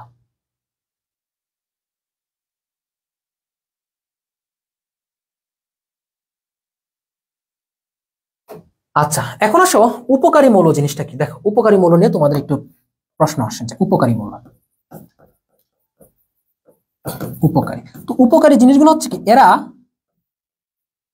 হচ্ছে কি সাধারণত মাইক্রোমোল, এরা সাধারণত মাইক্রো, এরা সাধারণত মাইক্রো, কিন্তু কিছু উদ্ভিদের জন্য, কিন্তু কিছু উদ্ভিদের নির্দিষ্ট উদ্ভিদের জন্য, কিছু বলতে কি নির্দিষ্ট, কিন্তু নির্দিষ্ট উদ্ভিদের জন্য এরা কি ম্যাক্রো, এদেরকে বলা হচ্ছে উপকারী মৌল। সো 4টা উপকারী মৌল আমাদের এই বইয়ে দেওয়া আছে, তো আমি কোনোটাই তোমাদেরকে মুখস্থ করতে বলবো না ওইভাবে, তুমি একটু দেখলে তুমি পারবা। তাহলে কি কি দেওয়া আছে দেখো, 1 নাম্বার আছে কি যেমন সিলিকন, 2 নাম্বার আছে কি সোডিয়াম, 3 নাম্বার আছে হচ্ছে তোমার 3 নাম্বার হচ্ছে তোমার কি কোবাল্ট আছে, এবং কি আয়োডিন আছে, সরি আয়োডিন, 4 নাম্বার কোবাল্ট। দেখো সো সিলিকন কি বলতো দেখি, সিলিকন কোথায় থাকে? আমরা জানি যে বালু, আমরা যে বালু গঠন করে, বালু কি দিয়ে গঠন হয় জানো? Silicon dioxide. তো বালুতে কি থাকে ভাই? সিলিকন। তুমি দেখবা যেখানে বেশি বালু আছে সেখানে প্রচুর পরিমাণে ঘাস জন্মায়, সো অবভিয়াসলি সিলিকন কি ঘাস, ঘাসের জন্য উপকারী বল। সোডিয়ামে কি আছে? সোডিয়ামে এখানে দন্তস আছে, তার মানে দন্তস থেকে মনে রাখবো এটা C4, কি 4? এটা C4, অর্থাৎ C4। আমি বলতে পারো ভাইয়া সিলিকনও তো দন্তস ছিল, বাট সিলিকনটা আমি আগে এটাকে লক করে ফেলছি ঘাস দিয়ে, কারণ আমার ওইটা ইম্পর্টেন্ট, ঘাস দিয়ে আমি আগে লক করে ফেলছি। আয়োডিন, দেখো তো আয়োডিন কোথায় পাওয়া যায়? লবণে পাওয়া যায়। লবণে কি থাকে? আয়োডিন থাকে। আর লবণ কই পাওয়া যায়? সমুদ্রে পাওয়া যায়। সমুদ্রে পাওয়া যায়, তাই না? লবণ পাওয়া যায় কোথায়? সমুদ্রে। আর সমুদ্রে কি থাকে? কক্সবাজার সি বিচে যায় দেখো, সমুদ্রে কি থাকে? ঢেউয়ের সাথে সাথে কি আসে? শৈবাল আসে। তাহলে অবভিয়াসলি এটা শৈবালের জন্য। কোবাল্ট, কোবাল্ট মানে কি? এটা হচ্ছে তোমার কি? নাইট্রোজেন সংবন্ধন। তাহলে 3টা পারলে আরেকটা এমনিতেই পারবা। মুখস্থ লাগবে? বলো তাহলে আমাদের ঘাসজাত উদ্ভিদের জন্য সিলিকন। এখন বলো যে মুখস্থ লাগবে এগুলা? বলো। আশা করি ওইগুলো মুখস্থ লাগবে না। সো আমরা এটাই দেখলাম যে তোমার সিলিকন ঘাস, সাধারণত সিলিকন থাকে ঘাসে, তোমার সোডিয়ামে দন্তস আছে C4, আয়োডিন শৈবাল, কোবাল্ট হচ্ছে কি নাইট্রোজেন সংবন্ধন। ঠিক আছে, চলো এরপরে যাই আমরা। এই যে দেখো, উপকারী মাইক্রোমৌল হিসেবে সোডিয়াম শোষিত হয় কোন জাতীয় উদ্ভিদে? তাহলে বলো সোডিয়াম কোথায় আসতেছে আমার এখানে? C4 উদ্ভিদে। আমার আর এখন কোনো প্যারা নাই, আমি এগুলো এখন ইজিলি পারবো। আমরা এই চ্যাপ্টারের মোটামুটি সবগুলো টাইপে ধরে ফেলছি, কয়েকটা টাইপ যদি অল্প কিছু জিনিস বাদ পড়ছে এখন। আচ্ছা, এই যে দ্রুত এবং ধীর, দেখো সর্বাপেক্ষা দ্রুত এবং ধীর, এটা ভেরি ভেরি ইম্পর্টেন্ট। এটা এগ্রিতেও অনেক আসছে, মানে অনেক ইম্পর্টেন্ট। এগ্রিতেও আসছে, এটা এগ্রিতেও আসছে, বুঝছো? এগ্রিতে 2বার আসছে অলরেডি। তাহলে দেখো কোনটা দ্রুত এবং কোনটা ধীর। দেখো সাধারণত দ্রুত কারা? দ্রুত হচ্ছে 2টা, ধীর হচ্ছে 2টা। সো দ্রুত কে কে আমরা জানি কি? একটা মানে একক আয়ন যারা আছে, একক ion, nitrate ion, potassium ion এবং কি নাইট্রেট আয়ন। আর এখানে কি ক্যালসিয়াম 2+, আর এখানে কি সালফেট 2-। এরা ধীর গতিতে হয় সাধারণত।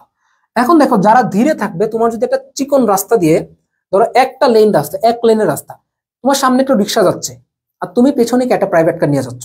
So private car obviously speed বেশি, রিক্সা আর রিক্সাওয়ালা তো খুব আস্তে আস্তে যাবে, তাই না?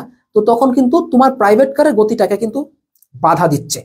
তো ব্যাপারটা হচ্ছে কি, ধরো ক্যালসিয়াম ও সালফেট এই দুইটা কি করে?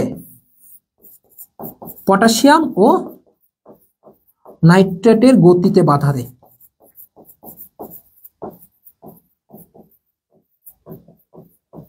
বাধাগ্রস্ত করতেছে, ঠিক আছে? তাহলে আমাদের কি হচ্ছে এখানে?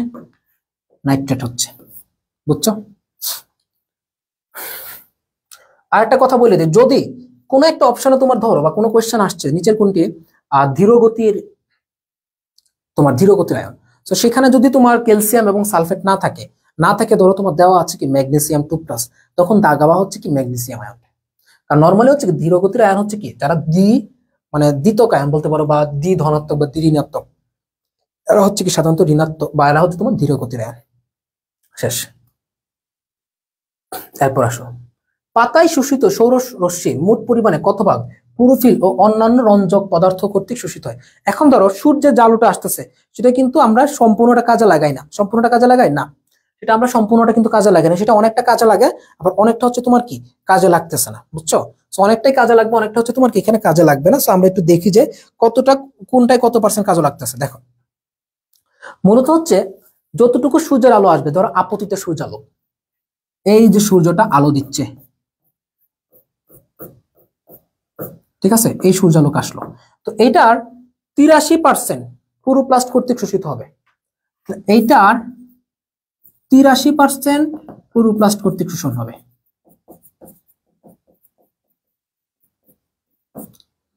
ঠিক আছে, ওকে। 12%, দেখো 12% হচ্ছে কি বায়ুমণ্ডলে আটকে যাবে। এরপরে বাকি যে 5%, সেই 5% হচ্ছে কি ভূগর্ভে বিলীন হবে। ভূগর্ভে। সো মনে থাকবে না, অনেকে বলতে পারো যে ভাই এগুলো তো মনে থাকবে না। মনে থাকবে না? বায়ুমণ্ডলে কি আছে? দেখো মনে থাকবে না কেন ভাই? Why not? বায়ুমণ্ডলে কি আছে? বা আছে। এই বা থেকে মনে রাখবো এটা 12। ভয়ের সাথে মিল রেখে কি ফ থেকে কি 5%। দুইটা যোগ করো, 12 আর 5 17, 100 থেকে 17 মাইনাস করলে ক্লোরোপ্লাস্ট 83%। একদম জিন্দেগি মনে থাকবে, সারা জিন্দেগি মনে থাকবে, বুঝছো? তাহলে দেখো আসলে মোট কত ভাগ ক্লোরোফিল ও অন্যান্য রঞ্জক থেকে হচ্ছে, তাহলে এটা হচ্ছে কি তোমার এখানে পার্সেন্টেজটা গেল। এখন আসো, তাহলে ক্লোরোপ্লাস্ট কর্তৃক যতটুকু শোষণ হবে তার মাত্র 0.5 থেকে 3.5%। এইটার 0.5 থেকে 3.5%, এইটারও 0.5 থেকে 3.5% সাধারণত। দেখো তোমার পাতায় শোষিত হবে, মানে ক্লোরোপ্লাস্টে শোষিত হবে, ক্লোরোপ্লাস্টে। এখানে আমরা ক্লোরোপ্লাস্ট দিয়ে ব্যাটার হচ্ছে কি পাতা দিতে পারি, এটাও দিতে পারি ক্লোরোপ্লাস্ট, বা সমস্যা নেই। এইটা মূলত কি কাজে লাগে, এটা কাজে লাগে, যতটা শোষণ হবে এটা কাজে লাগে, বাকিটা কাজে লাগে না, শেষ, সিম্পল। তাহলে আমরা কেমনে মনে রাখবো? আমরা মনে রাখবো হচ্ছে কি বায়ুমণ্ডলে, বায়ুমণ্ডলে বা থেকে 12, বায়ুমণ্ডল থেকে ফিরে যাবে ভূ, ভূ থেকে ফু, ফু থেকে হচ্ছে কি 5%। আচ্ছা, ক্লোরোপ্লাস্ট, বাকিটা ক্লোরোপ্লাস্ট 83%। তো এটার মধ্যে 0.5 থেকে 3.5% জাস্ট কাজে লাগবে, ঠিক আছে? আচ্ছা, এরপরে চলো আমরা যাই। ফটোসিস্টেম 1 এর ক্ষেত্রে কোনটি প্রযোজ্য নয়? দেখো, ফটোসিস্টেম 1 এর ক্ষেত্রে কোনটি প্রযোজ্য নয়, এটা চক্রীয় ও অচক্রীয় ফটোফসফোরিলেশনে থাকে। কারণ দেখো, চক্রীয় এবং অচক্রীয়, দেখো ফটোসিস্টেম 1 এর ক্ষেত্রে কোনটা প্রযোজ্য নয়? তো ফটোসিস্টেম 1 হচ্ছে কি সাধারণত অচক্রীয়তেও থাকতেছে, চক্রীয়তে তো অবভিয়াসলি থাকবে। চক্রীয়তে সাধারণত কি হয়? তো চক্রীয় যেটা ঘটতে দেখো, চক্রীয়তে মূলত ঘটে হচ্ছে কি যে PS1, এটা কি হবে ঘুরে ফিরে PS1 এ আসবে। আর অচক্রীয়তে কি ঘটে জানো? অচক্রীয় এইটাতে কি ঘটবে, ধরো এখানে আছে তোমার PS1, এখান থেকে ধরো একদম PS2, তো এই দুইটা একদম একটা থেকে আরেকটা চলে যায়। তো এটা এরকম থাকে, তার মানে কি এটা চক্রীয় এবং অচক্রীয়তে ইয়ার হচ্ছে। আর ইলেকট্রনের ঘাটতিটা মূলত কি PS2 থেকে এসে পূরণ হয়। আর PS2 এর যে ইলেকট্রন ঘাটতি সেটা পানি থেকে এসে পূরণ হয়। বিক্রিয়া কেন্দ্রে সাধারণত 700 ন্যানোমিটার, আর সাধারণত মনে রাখবা PS1 ফটোসিস্টেম 1 এ হচ্ছে কত ন্যানোমিটার? 700 ন্যানোমিটার। আর তোমার PS2 তে, হচ্ছে তোমার কি সাধারণত 680 ন্যানোমিটার, ঠিক আছে? এখন দেখো, অপেক্ষাকৃত ক্লোরোফিল কম, দেখো এখানে হচ্ছে কি 700 ন্যানোমিটার, এখানে 680 ন্যানোমিটার। দেখো এখানে যেহেতু 680 ন্যানোমিটার, সুতরাং কি এটার জন্য আরো শক্তি লাগবে, এটার ইলেকট্রন ট্রান্সপোর্টের জন্য কি লাগবে? আরো শক্তি লাগবে। তো সেই শক্তিটার জন্য দেখো ক্লোরোফিলের পরিমাণটা এখানে বেশি থাকে, এটাতে কম, এই জন্য এটাতে ক্লোরোফিলের পরিমাণটা বেশি থাকে, এই জন্য এটাতে ক্লোরোফিলের পরিমাণটা কম থাকে, বুঝছো? আচ্ছা দাঁড়া, একটা মিনিট, অপেক্ষিত কম পরিমাণে ক্লোরোফিল থাকে, কোনটি প্রযোজ্য নয় কোনটি, তাই না? অপেক্ষাকৃত কম পরিমাণে ক্লোরোফিল, সরি আমি একটু মিস্টেক করছি। আচ্ছা, এটা তো 700, এটা 680। তো যেটাতে মনে রাখবা, আমরা তরঙ্গ দৈর্ঘ্য যেখানে বেশি, আমরা কেমিস্ট্রিতে পড়ছি, যেখানে তরঙ্গ দৈর্ঘ্য বেশি সেখানে শক্তি কম, সেখানে কম্পাঙ্ক কম, সেখানে হচ্ছে তোমার যা আছে ধরো তরঙ্গ, আরে প্যাস লাগতেছে কেন, যেখানে তরঙ্গ দৈর্ঘ্য বেশি সেখানে শক্তি কম, সেখানে কি কম? কম্পাঙ্ক কম, এটা আমরা পড়ছি। তাহলে এখানে কি তরঙ্গ দৈর্ঘ্য বেশি, সুতরাং এটাতে শক্তি কম থাকবে, এটাতে শক্তি কম থাকে নরমালি, আর এটাতে কি থাকে? বেশি থাকে। পরে ধীরে ধীরে তোমার এটাতে বেশি থাকে, এই জন্য এটাকে আরো শক্তিশালী করার জন্য মূলত হচ্ছে বেশি পরিমাণে ক্লোরোফিল লাগে, বেশি, মাথায় বেশি লোড হয়ে গেছে, এই জন্য একটু মিস্টেক হচ্ছে, বুঝছো? এটা সবাই বুঝছি?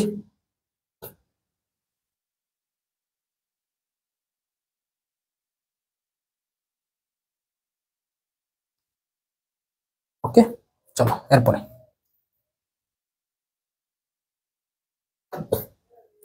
তারপর আসো আমাদের ফেরিডক্সিন কি, দেখো ফেরিডক্সিন হচ্ছে কি সাধারণত আমরা জানি যে আয়রন সালফার প্রোটিন, এটা আমরা অলরেডি পড়ছি। ফেরিডক্সিন মানে কি? আয়রন সালফার প্রোটিন, তাই না? আয়রন, ফেরি মানে কি আয়রন, ডক্সিন মানে কি সালফার, আয়রন সালফার প্রোটিন, শেষ। এরপর আসো দেখি আমাদের কি আছে। এরপর আছে হচ্ছে কি সাইটোক্রোম। সাইটোক্রোম কি? সাইটোক্রোম মানে কি? আমি বলছিলাম যে হিম গ্রুপ বিশিষ্ট, হিম মানে কি? এখানে আয়রন, আয়রন থাকবে, ঠিক আছে, শেষ। এরপর আসো আমাদের সালোক সংশ্লেষণ প্রক্রিয়া, কার্বন ডাই অক্সাইডকে রাইবোলোজ 1,5 বিসফসফেটের সাথে যুক্তকারী এনজাইম ঘটি। এখানে দেখো সাধারণত যুক্তকারী এনজাইম রাইবোলোজ বিসফসফেট কার্বক্সিলেজ। দেখো রাইবোলোজ বিসফসফেট কার সাথে? দেখো রাইবোলোজ বিসফসফেটের সাথে কাকে যোগ করতেছে? কার্বন ডাই অক্সাইডকে যোগ করে। যে কোনো জায়গায় কার্বন ডাই অক্সাইড যোগ করার জন্য যে এনজাইম থাকবে, দেখো কার্বন ডাই অক্সাইড যোগ কার্বক্সিলেজ, এই কার্বক্সিলেজ এনজাইমটা মূলত কি করে জানো? কার্বন ডাই অক্সাইড যোগ করে, কার্বক্সিলেজ। আচ্ছা, কাইনেস, কাইনেস কি করে? ভাঙে, কাইনেস কি করে? কোনো কিছুকে ভাঙে বা বিচ্ছিন্ন করে। আইসোমারেজ, আইসোমারেজ কি করে? সমাণু তৈরি করে বা সমাণু তৈরি করে, যেমন গ্লুকোজ 6 ফসফেট থেকে ফ্রুক্টোজ 6 ফসফেট, এই জিনিসগুলো তৈরি করতেছে, বুঝছো? তাহলে কার্বক্সিলেজ আছে বিধায় কি আমরা বুঝতে পারতেছি এটা হচ্ছে এই কাজটা করবে, আমরা এটা বুঝে গেছি অলরেডি।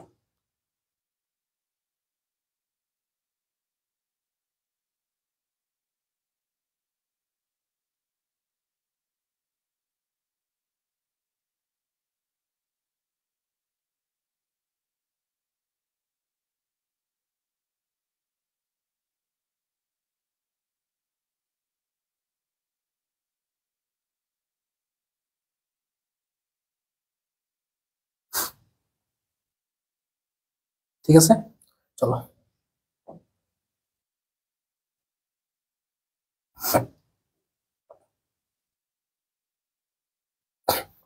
ফটোসিস্টেম 1 এর ক্ষেত্রে কোনটি প্রযোজ্য নাই? আমরা জানি চক্রীয় ও চক্রীয় দুইটাই করতেছে।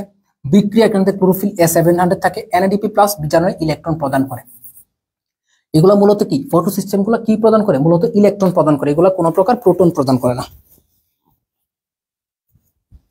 এগুলো মূলত ইলেকট্রন প্রদান করে, এগুলো কোনো প্রকার প্রোটন প্রদান করে না। ঠিক আছে, এখানে না হবে, বুঝছি? তারপর চলো, এরপরে চলো দেখি সিট্রি উদ্ভিদের বৈশিষ্ট্য 9 কোনটা। আমরা বৈশিষ্ট্যগুলো আগেই পড়ে ফেলছি না? 22-23 আসে দেখো। ক্লোরোপ্লাস্ট একই ধরনের গ্রানাম থাকে, তাহলে অবভিয়াসলি একই ধরনের।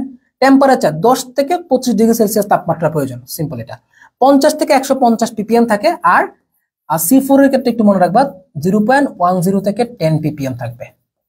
এরপর কি বলছে? পাতায় বান্ডল সিট থাকবে না, বান্ডল সিট কখনোই থাকবে না।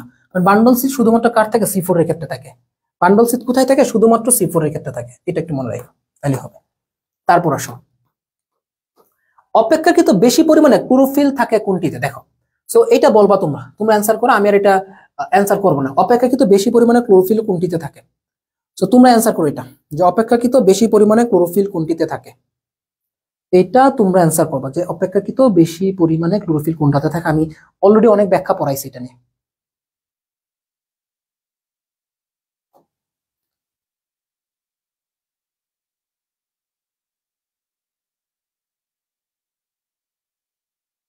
Good, very good.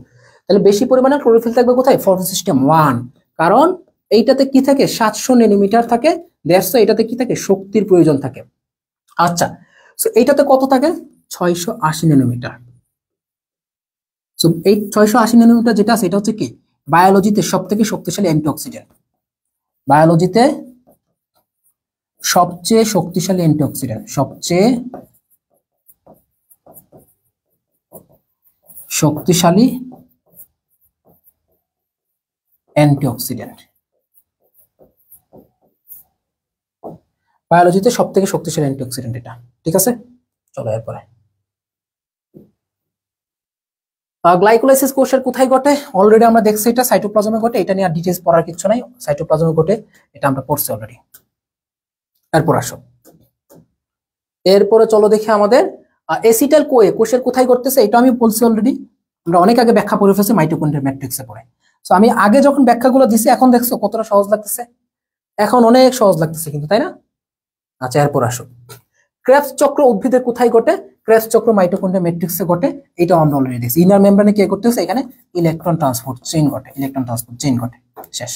সো আমরা অনেক কোশ্চেন পড়ে ফেলছি, অনেক কোশ্চেন, বুঝছো? অনেক কোশ্চেন পড়ছি বলতে কি অনেক, পুরো চ্যাপ্টারটা আমাদের রিভিশন হয়ে গেছে। আচ্ছা, এখন আসে 1 মোল গ্লুকোজ বায়োলজিক্যাল সিস্টেমে কত কিলোক্যালোরি শক্তি উৎপন্ন করে? Normally 380 kilocalorie, 380 kilocalorie. ঠিক আছে, যেটা হচ্ছে কি নরমালি 55% থাকে, বাকিটা নষ্ট হয়ে যায়।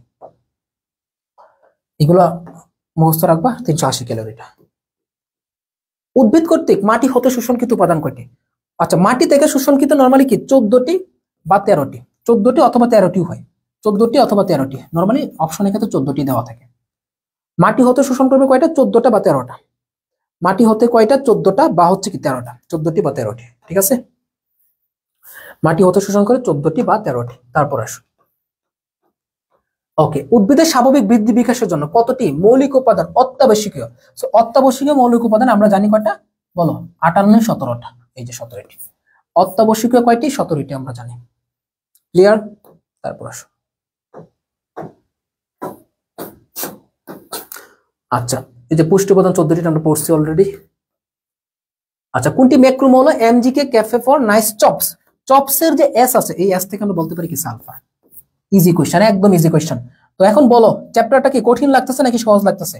যারা এই ক্লাসে আছো সবাই একটু বলো তো, চ্যাপ্টারটা কি কঠিন নাকি সহজ? উদ্ভিদের অত্যাবশ্যক উপাদানের মধ্যে কোনটি মাইক্রোমোল? দেখো, MG K cafe for nice chops, MG, চপসের S, cafe for nice chops, চপসের পি, এটা আসছে। আয়রন, আয়রন কি আছে নাই? আয়রন হচ্ছে কি মাইক্রোমোল।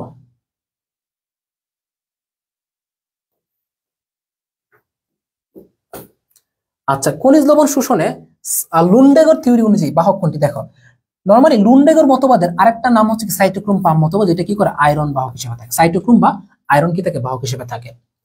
খনিজ লবণ পরিশোষণ মতবাদ, দেখো খনিজ লবণ পরিশোষণ মতবাদ তার মানে এখানে সক্রিয় পরিশোষণ যেগুলো আছে, সক্রিয় যেগুলোতে কি লাগে, সক্রিয়তে মূলত শক্তি লাগে, তারপর কি লাগবে এনজাইম লাগে,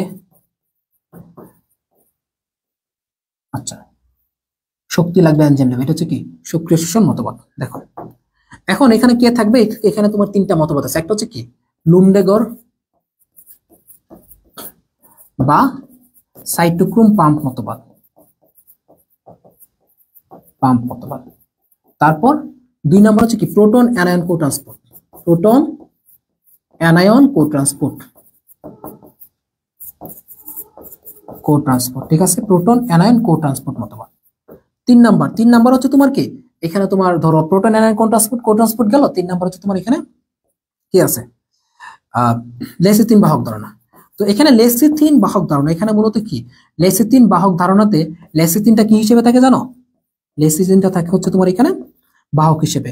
এই লেসিথিন জিনিসটা কি, লেসিথিন যখন তোমরা পাবা কি জানো, লেসিথিন ইন এই শব্দগুলো পাবা, বাট সামনে কি থাকবে ল থাকবে, মানে ল থাকলে মূলত কি বোঝায় জানো লিপিড, এটা হচ্ছে একটা ফসফোলিপিড। এনজাইম যখন আমরা পড়বো পরিপাক শোষণ তখন আমি এগুলো ডিটেলস পড়াবো, এখন আর ডিটেলস পড়লে মাথা নষ্ট হয়ে যাবে। তো এই জিনিসগুলো হচ্ছে কি সাধারণত এই মতবাদগুলো থাকে। এছাড়া তোমার যে নিষ্ক্রিয় পরিশোষণ মতবাদ যেগুলোতে কোনো প্রকার শক্তির প্রয়োজন হয় না, তো ওখানে হচ্ছে তোমার কারা থাকবে ধরো ডোনেন সাম্যাবস্থা, তারপর ব্যাপক প্রবাহ, ব্যাপন মতবাদ, তারপর কি আয়ন মতবাদ, ঠিক আছে। ওকে ওকে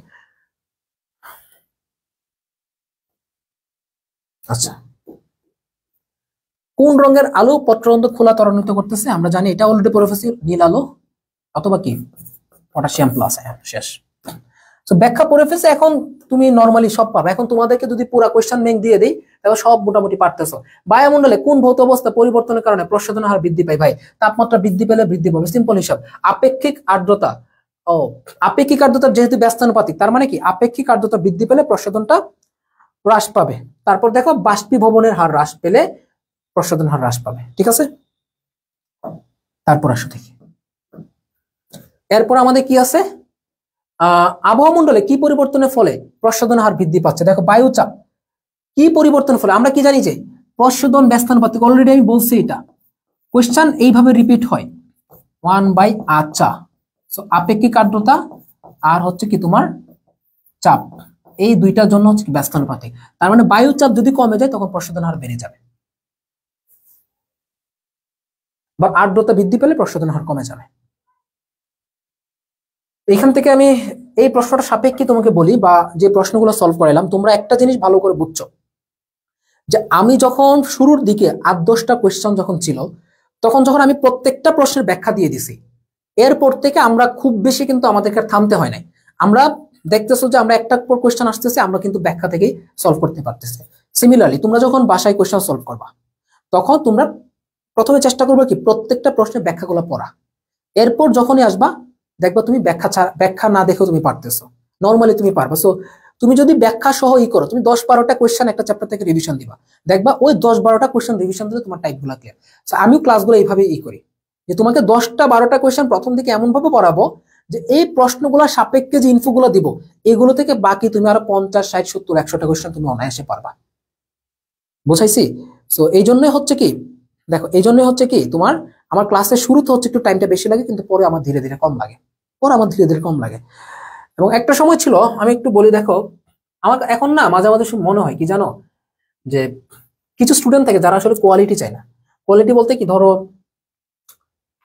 একটা সময় আমিও এভাবে কোয়েশ্চেন সলভ করাইছি, যে তোমার শুধু বলতাম কি জানো, যে এই আবহাওয়া মন্ডলে কি ধরনের পরিবর্তনের কারণে প্রসাধনের হার বৃদ্ধি পায়, তারপর স্টুডেন্টদেরকে বলতাম, সে আরো 2 বছর আগে 3 বছর আগে ঘটনা, তখন বলতাম যে তোমরা কমেন্ট করো, সবাই কমেন্ট করতে, যে অমুক বলতেছে এ, তুমুক বলতেছে বি, এ বলতেছে সি, ও বলতেছে এ, আচ্ছা, তারপর বলতাম যে এইটার উত্তর হচ্ছে এইটা। তো আমার তখন ক্লাস একটা সময় এরকম ছিল আর কি। এনে তো মানুষ তো দিনে দিনে ডেভেলপ হয় বা নিজেকে পরিবর্তন করে, বাট বিশেষ করে আমি গতবার থেকে আমি একটু চেঞ্জ হয়েছে বলতে কি, এখন আমি ওইভাবে সলভ করাই না যে অমুক বলছে এইটা তমুক বলছে এইটা, কেন বলি না জানো, তো তো তুমি বলতেছো ঠিক আছে, তুমি অ্যান্সার দাও, আমি প্রথমে বলে দিই তোমরা অ্যান্সার দিবা। অ্যান্সারটা দিলে যে কাজটা হয়, তুমি আসলে এখানে আমি সলভ করানোর আগে তুমি আগে নিজেকে টেস্ট করতে পারতেছো যে আমি এই কোশ্চেনটা পারি কিনা। আমি ধরো এই কোশ্চেনটা পারি কিনা, যদি পারো তার মানে তো এই কনসেপ্টটা তুমি জানো।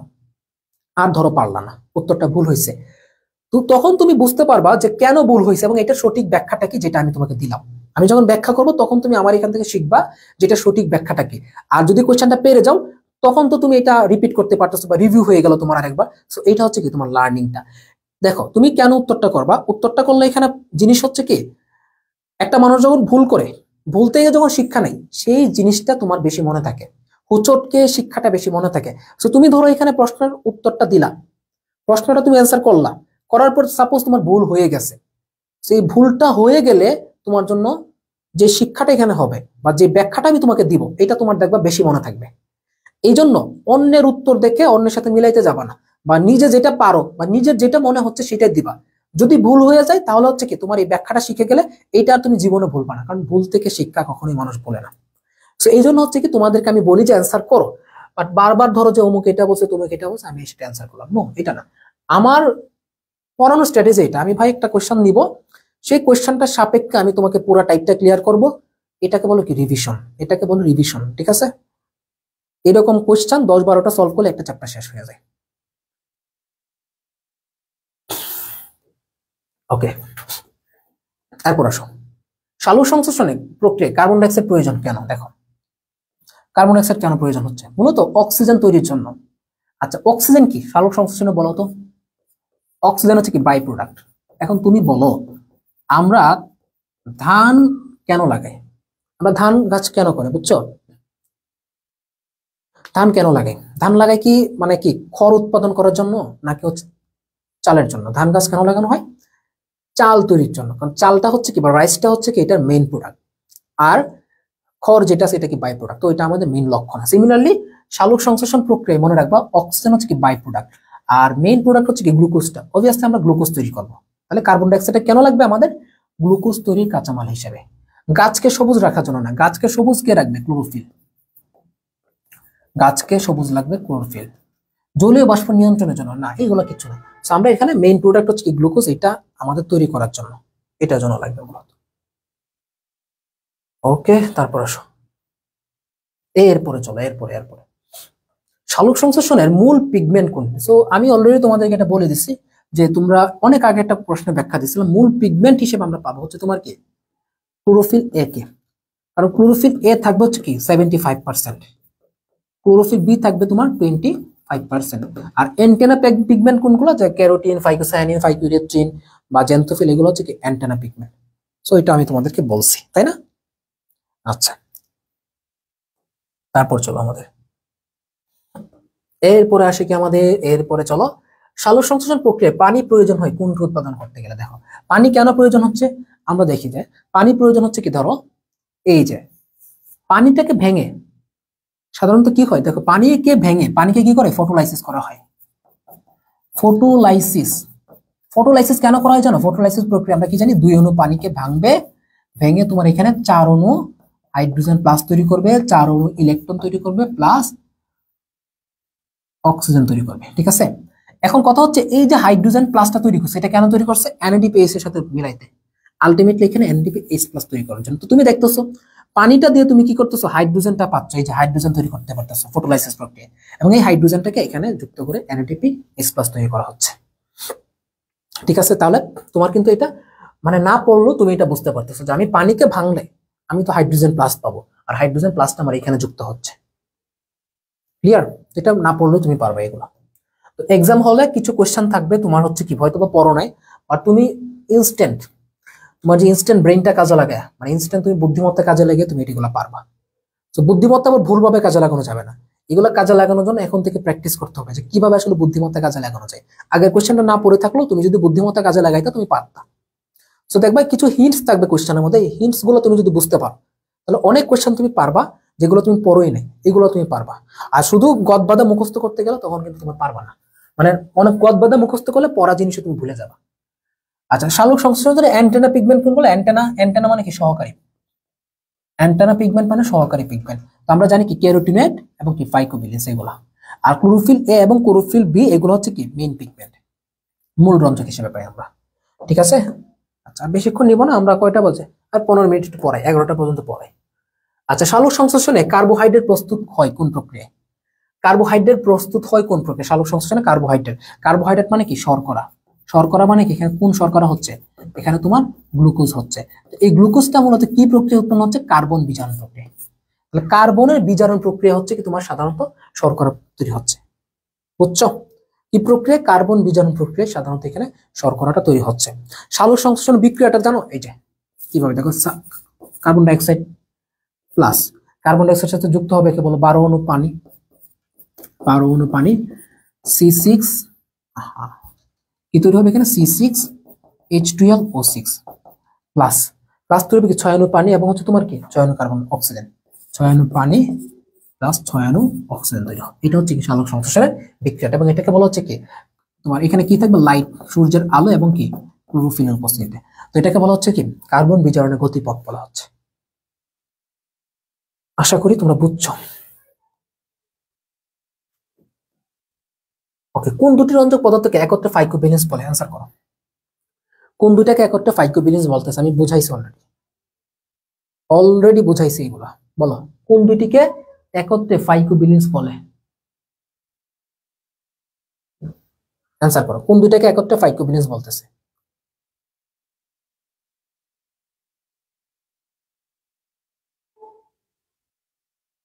বলো 55 কি হবে? অ্যান্সার করো দেখি, দেখি কে কে পারো এটা। 55 অ্যান্সার করো।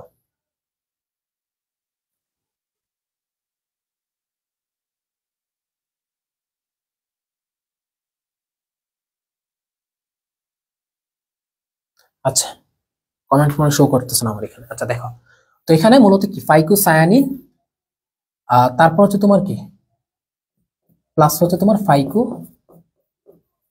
ইরেথ্রিন, ফাইকো ইরেথ্রিন। ঠিক আছে, এই দুটাকে ফাইকোভ্যালেন্স বলা হচ্ছে। তারপর আসো,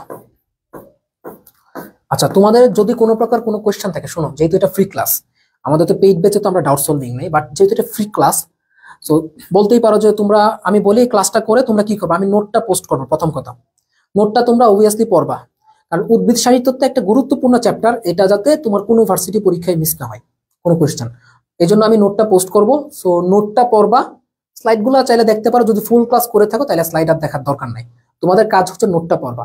এরপরেও যদি কোনো কোয়েশ্চেন বুঝতে প্রবলেম হয়, অসমিয়াম লিখে সার্চ দিবা ফেসবুকে, আমাদের অফিসিয়াল গ্রুপটা পাবা, সম্ভবত 63,000 মেম্বার আছে। তো ওই গ্রুপটাতে তোমরা এনি কাইন্ড অফ কোয়েশ্চেন এই চ্যাপ্টারে তুমি করতে পারো। শুধু এই চ্যাপ্টার না, তোমাদের বায়োলজি বলো, কেমিস্ট্রি বলো, ফিজিক্স বলো, ম্যাথ বলো, যে কোনো চ্যাপ্টারের যে কোনো প্রবলেম তোমাদের হইলে তোমরা গ্রুপে পোস্ট করে দিও, আমাদের টিম আছে তারাও সলভ দিবে, আমি আমার জায়গা থেকেও আমি তোমাদেরকে চেষ্টা করবো সলভ দেওয়ার যতটুকু সময় তোমাদের জন্য পাই। তো তোমরা এই কাজটা একটু করবা, ঠিক আছে? যদি কোনো প্রবলেম হয়, যাতে করে চ্যাপ্টারের কোনো জিনিস বুঝতে প্রবলেম না হয়। তোমার যদি কোনো কনসেপ্টে প্রবলেম হয়ে যায়, তুমি এখানে পোস্ট করবা, যে আমাকে মেনশন করে দিতে পারো, আমার নাম দিলেই তুমি এখানে আমার আইডিটা পাবা, মেনশন করে দিবা যে ভাই এটা বুঝতেছেন একটু বোঝায় দেন, আমি তোমাকে সেখানে ব্যাখ্যা করে দিয়ে দিব, বুঝছো?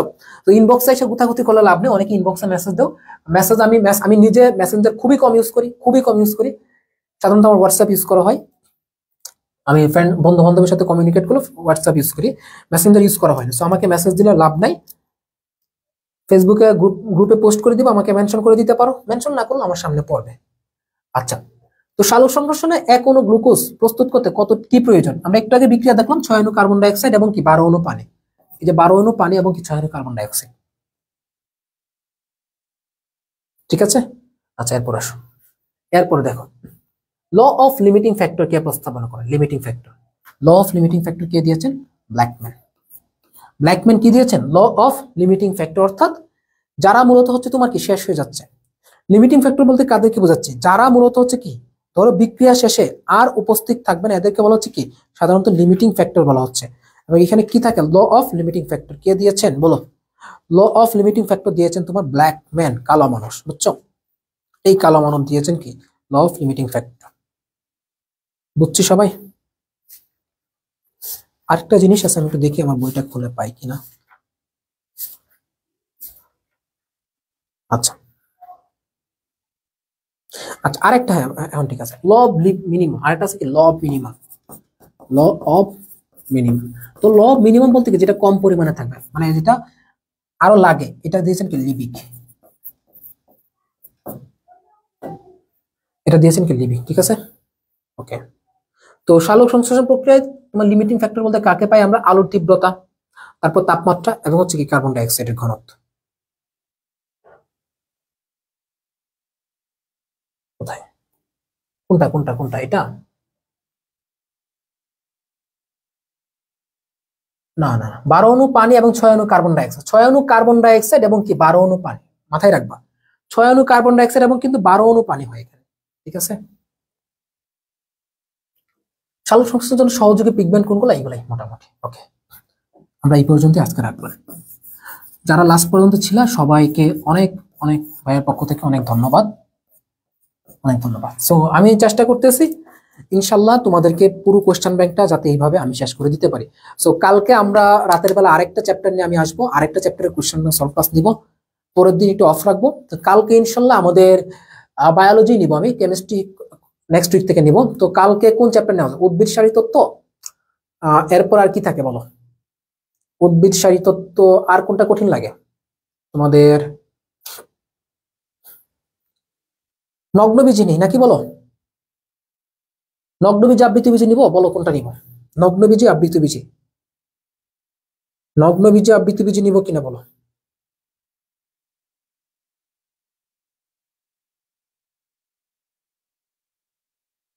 আমরা কি নিব? নগ্নবীজি আবৃত বীজি নিব জানো?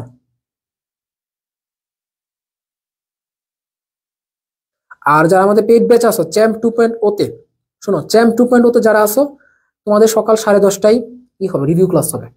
রিভিশন ক্লাসটা সকাল 10:30টায় আমি নিব, সকাল 10:30টায় আমি ইনশাল্লাহ রিভিশন ক্লাসটা নিব। টিস্যু, এই আফিয়া টিস্যু কি নেই নাই? ওহো, টিস্যু টিস্যু, তাহলে কালকে টিস্যু হবে। তো ওই দিন তো মনে হয় আমরা নিয়েছি, চলন নিয়েছি, আমি ভুলে গেছি। তো আগামীকালকে ইনশাল্লাহ টিস্যু চ্যাপ্টার আমরা করবো, টিস্যু চ্যাপ্টার। আগামীকালকে আমরা টিস্যু চ্যাপ্টারটা